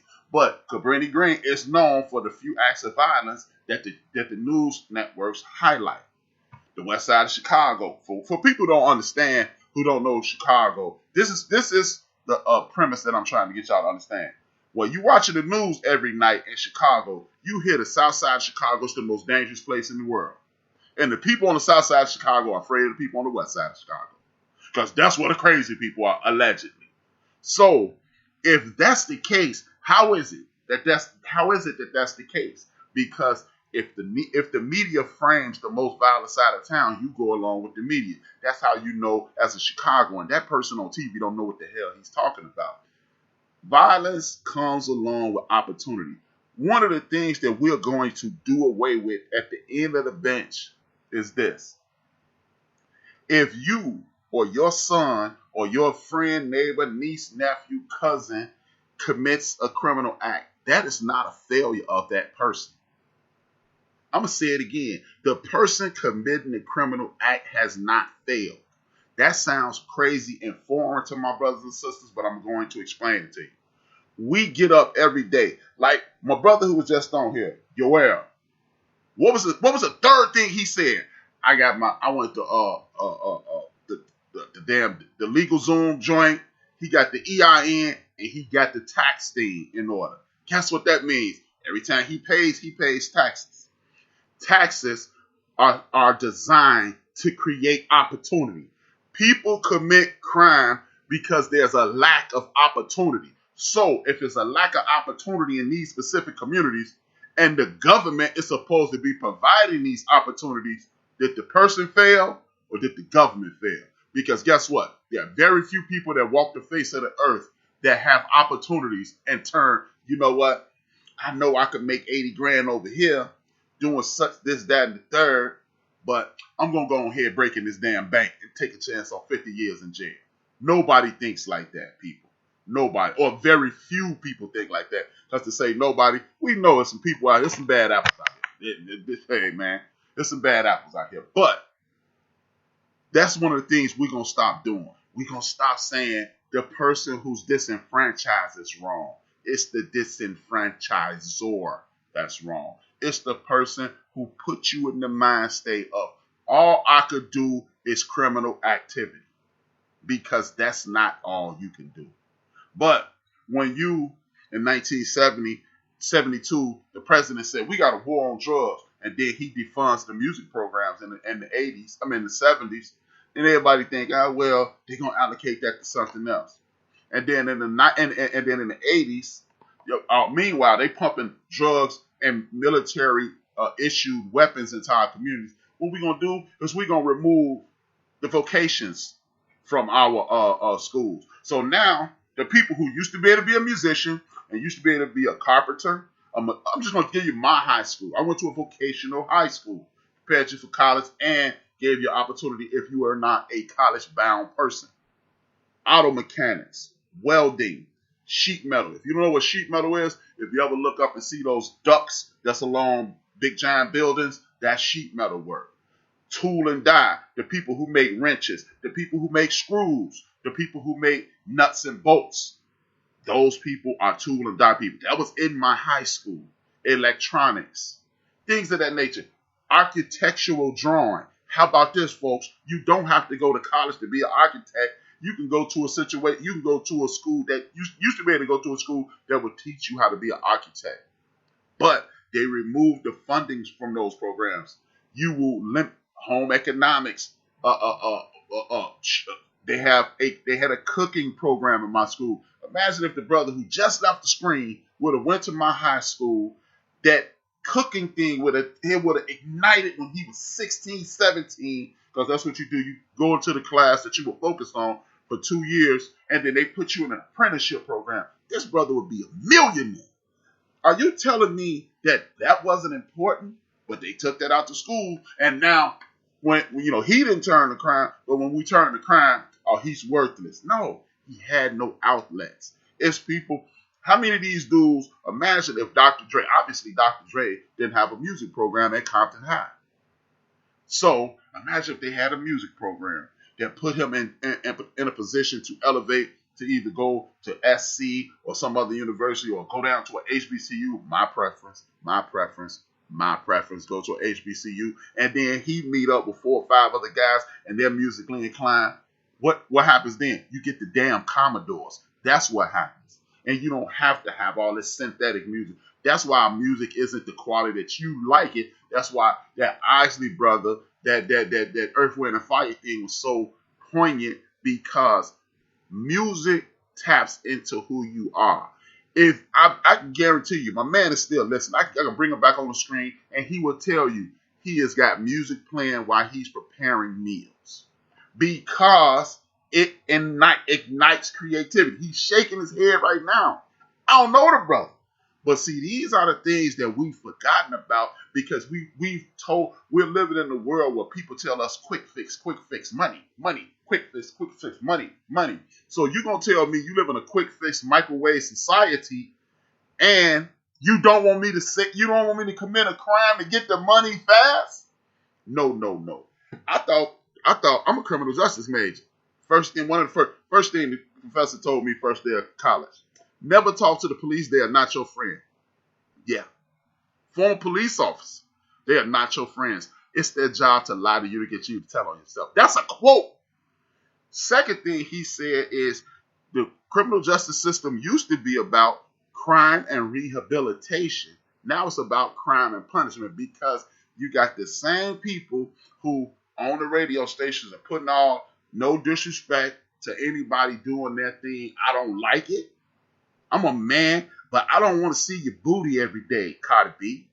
I don't want to see your booty every day, Megan. Y'all sexy ladies. Hell yeah, it's sexual thoughts going through my head, but I don't want to see that all the time. Let me guess. It's, it used to be super cool when me and the homies used to watch people, Rhonda and her crew, walk past and be like, shorty look good and that. I bet you she look better. Ooh, ooh, ooh. That was you can ask any man in the chat room. That's even better than seeing the naked girl.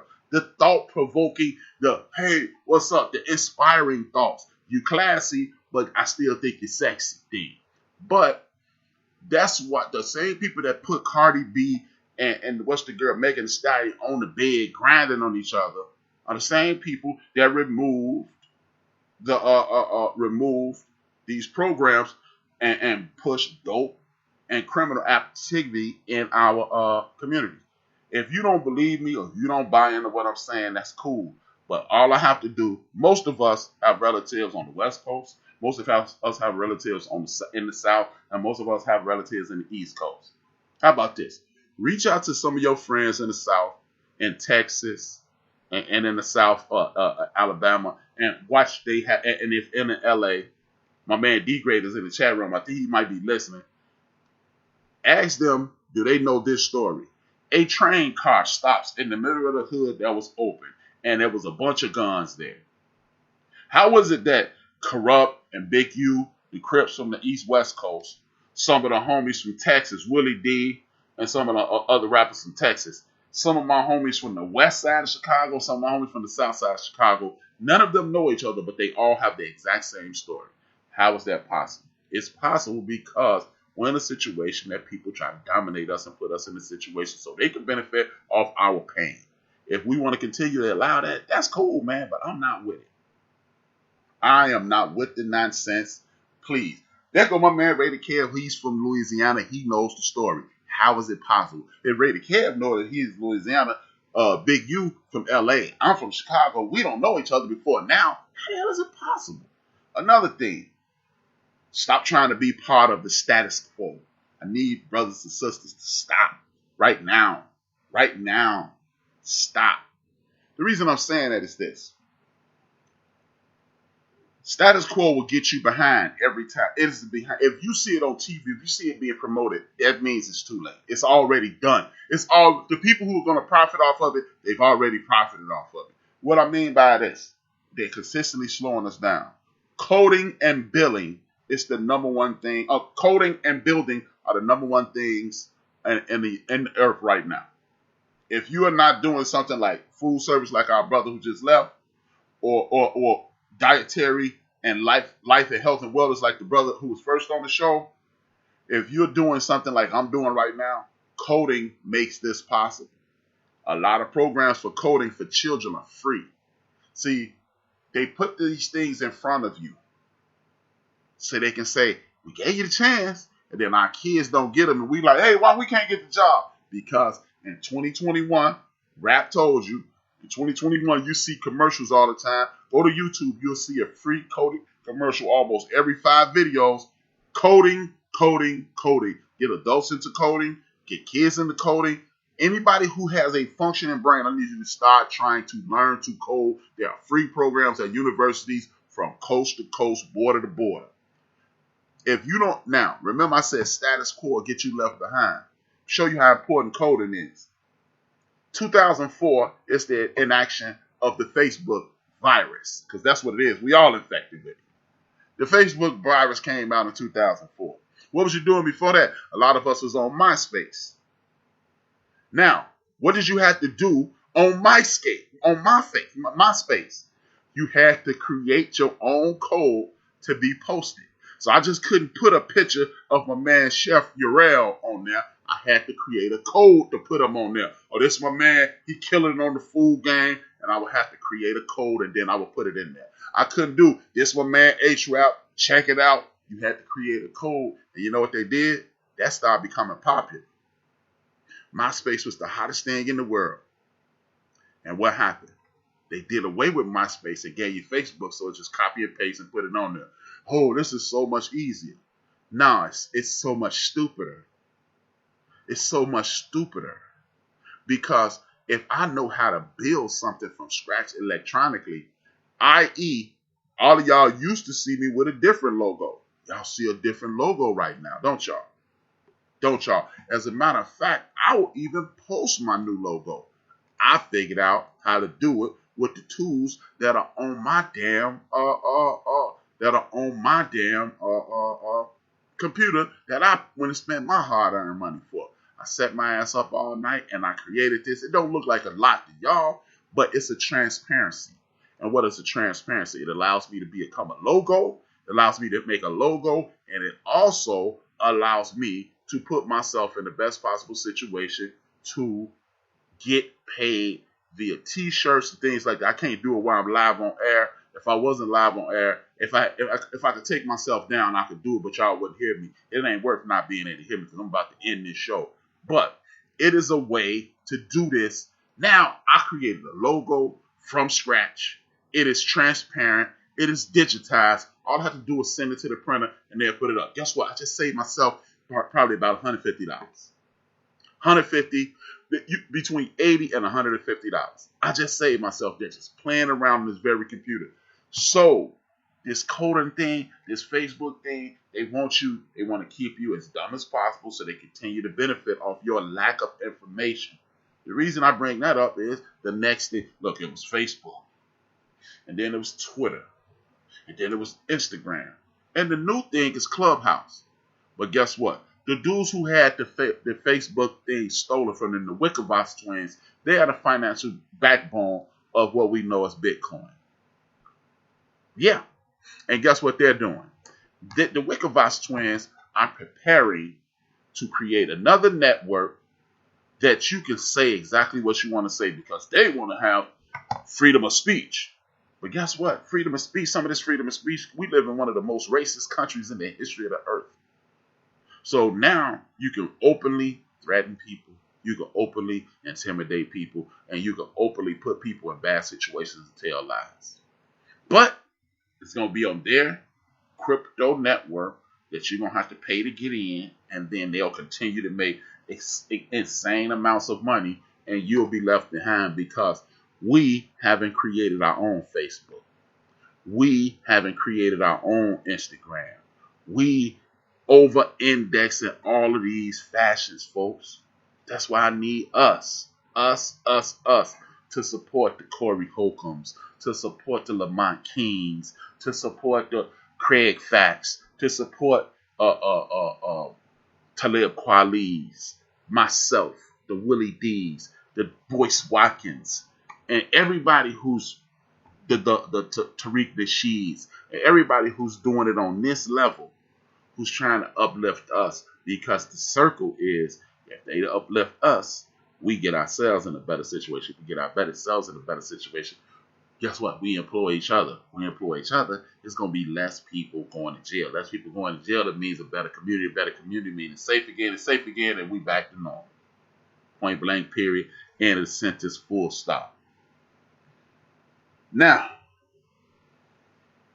what I'm not going to do this Roy Fisher thing because it's not paramount, and I'm pressed for time because I've been on almost 2 hours. I know you guys are probably sick of hearing me at this point because I'm sick of hearing me. Now, what I am going to talk about is this Derek Chauvin murder trial. The Derek Chauvin murder trial is coming to the point where the defense is about to take the floor. And when the defense takes the floor, they're going to present arguments that debunks everything, even though day before yesterday they had a lung expert come on in and basically say the reason that man is dead, and I'm an expert in regards to breathing, is because this man had his knee on his neck. And if you watch the video closely, you could even see murderer Chauvin put his knee up and lift his feet off the ground. And I don't know, all those people who that is promoting this foolishness about the reason he dead is because of drugs. Well, I'll tell you what, if you believe that, I'm not going to argue with you. You know what? You might be right. Well, how about this? If you believe Derek Chauvin didn't kill our brother George Floyd, and brother George would be alive if he wasn't high I'm assuming you're not high now. All you have to do is meet me in Chicago anywhere you want. We can go come out in front of your house. I'm gonna sit my big ass on your neck for 9 minutes. If you don't die, then George Floyd died from drugs. And if you die, sign some type of paperwork, and then I don't get as prosecuted, and you cool. How about that? No, you're not willing to do that, so shut the hell up. Derek Chauvin, this trial, what we need to do is this as a community. I'm begging everybody, if you agree with me, please spread this word. And then I'm out.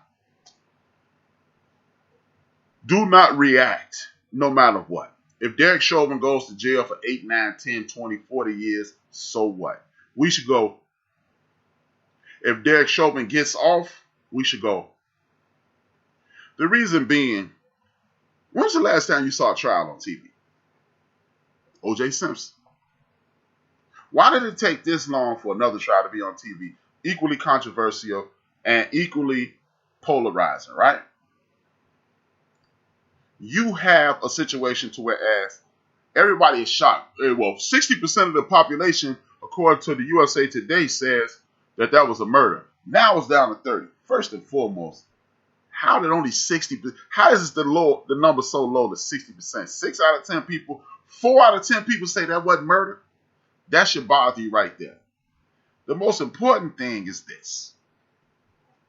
If we react in any way, shape, form, or fashion, we let people know what's on our mind again. See, we have to stop being reactionary to what the dominant society does to us and our folks. You know, exactly. The trial does seem pointless. He is guilty. Thank you, brother. What we need to realize is a lot of the things that are happening in society today are triggers for us. They go, okay, let's see if we do this, what will they do? And then they know how to control us. Soon as, like, we hadn't heard from Candace Owen in months. When the trial started, they threw her out there. She condemned my brother George. Jason Whitlock gets fired from Fox. He's in anonymity. 2 weeks ago, he tweets out, Derek Chauvin, other police officers don't need to go to jail. George Floyd's drug dealer needs to go to jail. It creates chaos on Twitter because, well, what y'all don't know, 36% of Twitter is run by us. Twitter actually, y'all ready for this? Twitter actually funded a party called Black Twitter and invited all the participants in Black Twitter to a party. You see what I'm saying? They keying in on us. This is what makes them go off, and then we'll know how to act next. If you continue to react to the oppressor's oppressive nature, you're falling victim to his tactics. We can no longer, oh man, I'm sick of this shit. No. You already sick of this shit. Guess what? In 1619, when they traded those 9 brothers, or 29 brothers, I mean, it was between 9 and 29, I don't know. When they traded those Africans for food, we were sick of this shit. In 1776, when we had to teach George Washington how to immunize his dumbass self after he took teeth out of our brothers and sisters, out of our ancestors' mouths so he would have a better looking smile, we were sick of that shit. After they had free brothers and sisters in New York and Philadelphia was getting snatched up and shipped down to Virginia and other places so they could be enslaved. They were born free. They were never enslaved, and they were getting captured. There's a book out there that say it. It's a white dude that wrote the book. Says a lot of people don't even believe when it's a brother. He's just doing it from an angry black man perspective. But when we were sick of this shit, when they created those black codes so they could reincarcerate you, because if you stand around, like, what I want y'all to understand is most of the laws in the United States of America are designed to keep you in a specific box. You don't believe me? Watch this. There was no such thing as a loitering law in 1860. The loitering law came about after emancipation, after 1865, after we won the war. If you don't think we won the war. After I finish this sentence, I'll explain that too. So after 1865, when we won the war and we were emancipated, they said, if you stand around doing nothing, that's illegal. You know why they did that? Because if you break the law, not if you have a felony, not if you have a heinous crime, if you break the law, you go back to jail, and then you're subjected to slavery again. Now we can rent out people to put them in slavery. The reason I say we won the war, because I'm tired of my brothers and sisters being bamboozled by this nonsense that Abraham Lincoln freed us. That war started in 1862. They was getting their drawers kicked in their ass. 1863, he said, oh, damn, we got to do something. And he brought in the brothers. But he didn't give us no weapons. 1864, in November, he gave us weapons. The war was over 4 months later.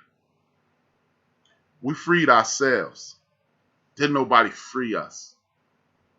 But back to what I was saying. We're already sick and tired, and we need to stop responding, burning down things, and, oh, we're going to tear it up. No. How you tear it up is this. You start finding food trucks owned by our brother who just left. You start eating the food that our brother, eating the food and participating in food from the brother that was on the first hour of the show. We start using official Black Wall Street. Yes, I'm going to promote this every chance I get. This app, Official Black Wall Street, that every time you ride past a Black-owned establishment, that establishment has been vetted, there will be a notification that comes up on your computer that you call the phone. We're going to go to One United Bank and open up bank accounts and deal with them. We're going to find dealerships that are Black-owned and deal with them. And we're going to call One United to get bank loans to deal with them. That's how we get angry. Tearing up stuff in our neighborhood, so now your grandmama can't get her insulin, cousin Tyrone can't get his insulin, and all this. They can't get their stuff, and it's harder for us. It's no longer. You mad at certain communities who disrespect us, don't take your ass in that store anymore. What we're going to start doing is getting together and finding out what we need to do is start getting together and finding out where the elders at in our community and start helping people get to Black-owned stores. That's how you get angry. That's how you get angry, brothers and sisters. So enough of reacting to the oppressive tactics. And what we need to do is react to our lack thereof and focus on helping each other. With that being said, I want to thank everybody for hitting that like button on Built for This Network. I want to thank everybody for hitting that like button on the End of the Bench on YouTube. Please hit the subscribe, hit that bell, so every time it's a show, you'll get notified. Just like on Spreaker, every time we launch, you get a notification. I really appreciate the support, man. That's why I don't call y'all followers, because y'all support me. Y'all support my business partners, Chief Rocker, my brother, DJ Mad Knox. Y'all support DJ Purpalicious, my man Big Illinois, Mooka Dean, the new dude Dre, the new lady Lexus, my man Chiz Roundtree, James Earl, the Jaw Jackers tomorrow at 10 a.m., Rob and TC and Dorian, and I'm on that show as well. What we did was bring the man cave to the internet. We acted a fool. We yelling and screaming at each other. We got mad love for each other. And if you want to be a podcaster, you reach out to us, man.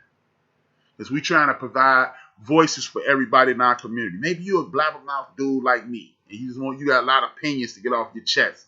We here for it. We're here for it. We're here to help you. We're here to help you. I'm here to get information to my people. The name of my show is Build and Destroy, where I'm building up our community by conversations by us, about us, and destroying the lies and propaganda about us. We're going to kill that. Salute to Chef Urel. Salute to my brother Supernova Sloan. Salute to all y'all who listening, who enjoyed the show. I hope so. I want to let y'all know tomorrow the Jaw Jackers will be on. Monday, number one Chief Rocker. Me and DJ Knox burning down Tuesday. Maybe DJ Dre Wednesday. DJ Mad Knox, Chiz Roundtree, James Earl on Thursday, along with Big Illinois, DJ Mad Knox Friday. And 168 hours from right this minute, 166 hours from right this minute, I'll be back on running my yap with more information. I got a sports, culture, and sports culture and athletic forum with me and some people, man. We gonna have a damn good time. And exactly. My sister Rhonda just reminded me. Let's not forget the family that I'm trying to create right here on Built for This Network. Well, we're gonna make a concerted effort to shop with somebody black on the 7th of every month, the 17th of every month, and the 27th of every month. If we make that a habit, guess what happens? Opportunities expand. Our people be yet less likely to commit crimes because stores will get bigger, and we will overcome this nonsense. As I do at the end of every show, I salute all of my favorite podcasters as I've done already. Salute to Reggie O'Shea for overseeing this show. He don't know me, but I know him. He has transitioned. Rest in peace, Reggie. And he always says, dream those dreams. He used to say, dream those dreams, and man up and woman up and live those dreams, because life without dreams flows in black and white. Life with dreams flows in technicolor surround sound. And one of my favorite podcasts, Craig Facts, Tuesdays and Thursdays. I stole this from him. Craig, you're going to have to get mad at me at another time because this is dope as hell. If I owe you something, I ain't got it. And if you need it, get it from God. We are Built for This Network, for the strong, not the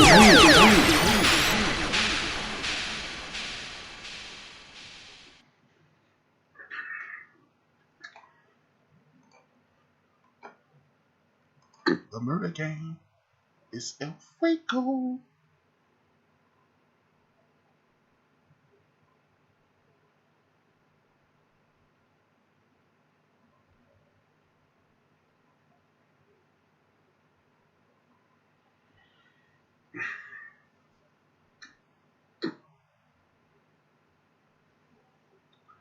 The murder game.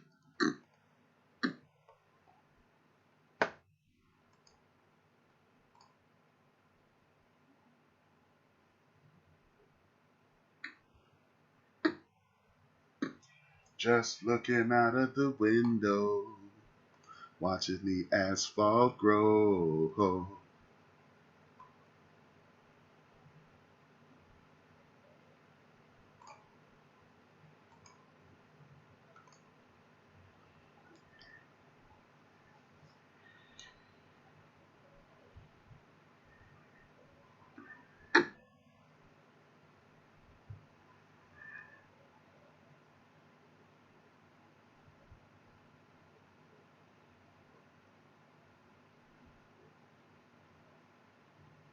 I do it once a week now, and this is where I answer questions around health healing, how to utilize the mega foods, on a daily basis. Just encourage you all. Again, I'm not dogmatic.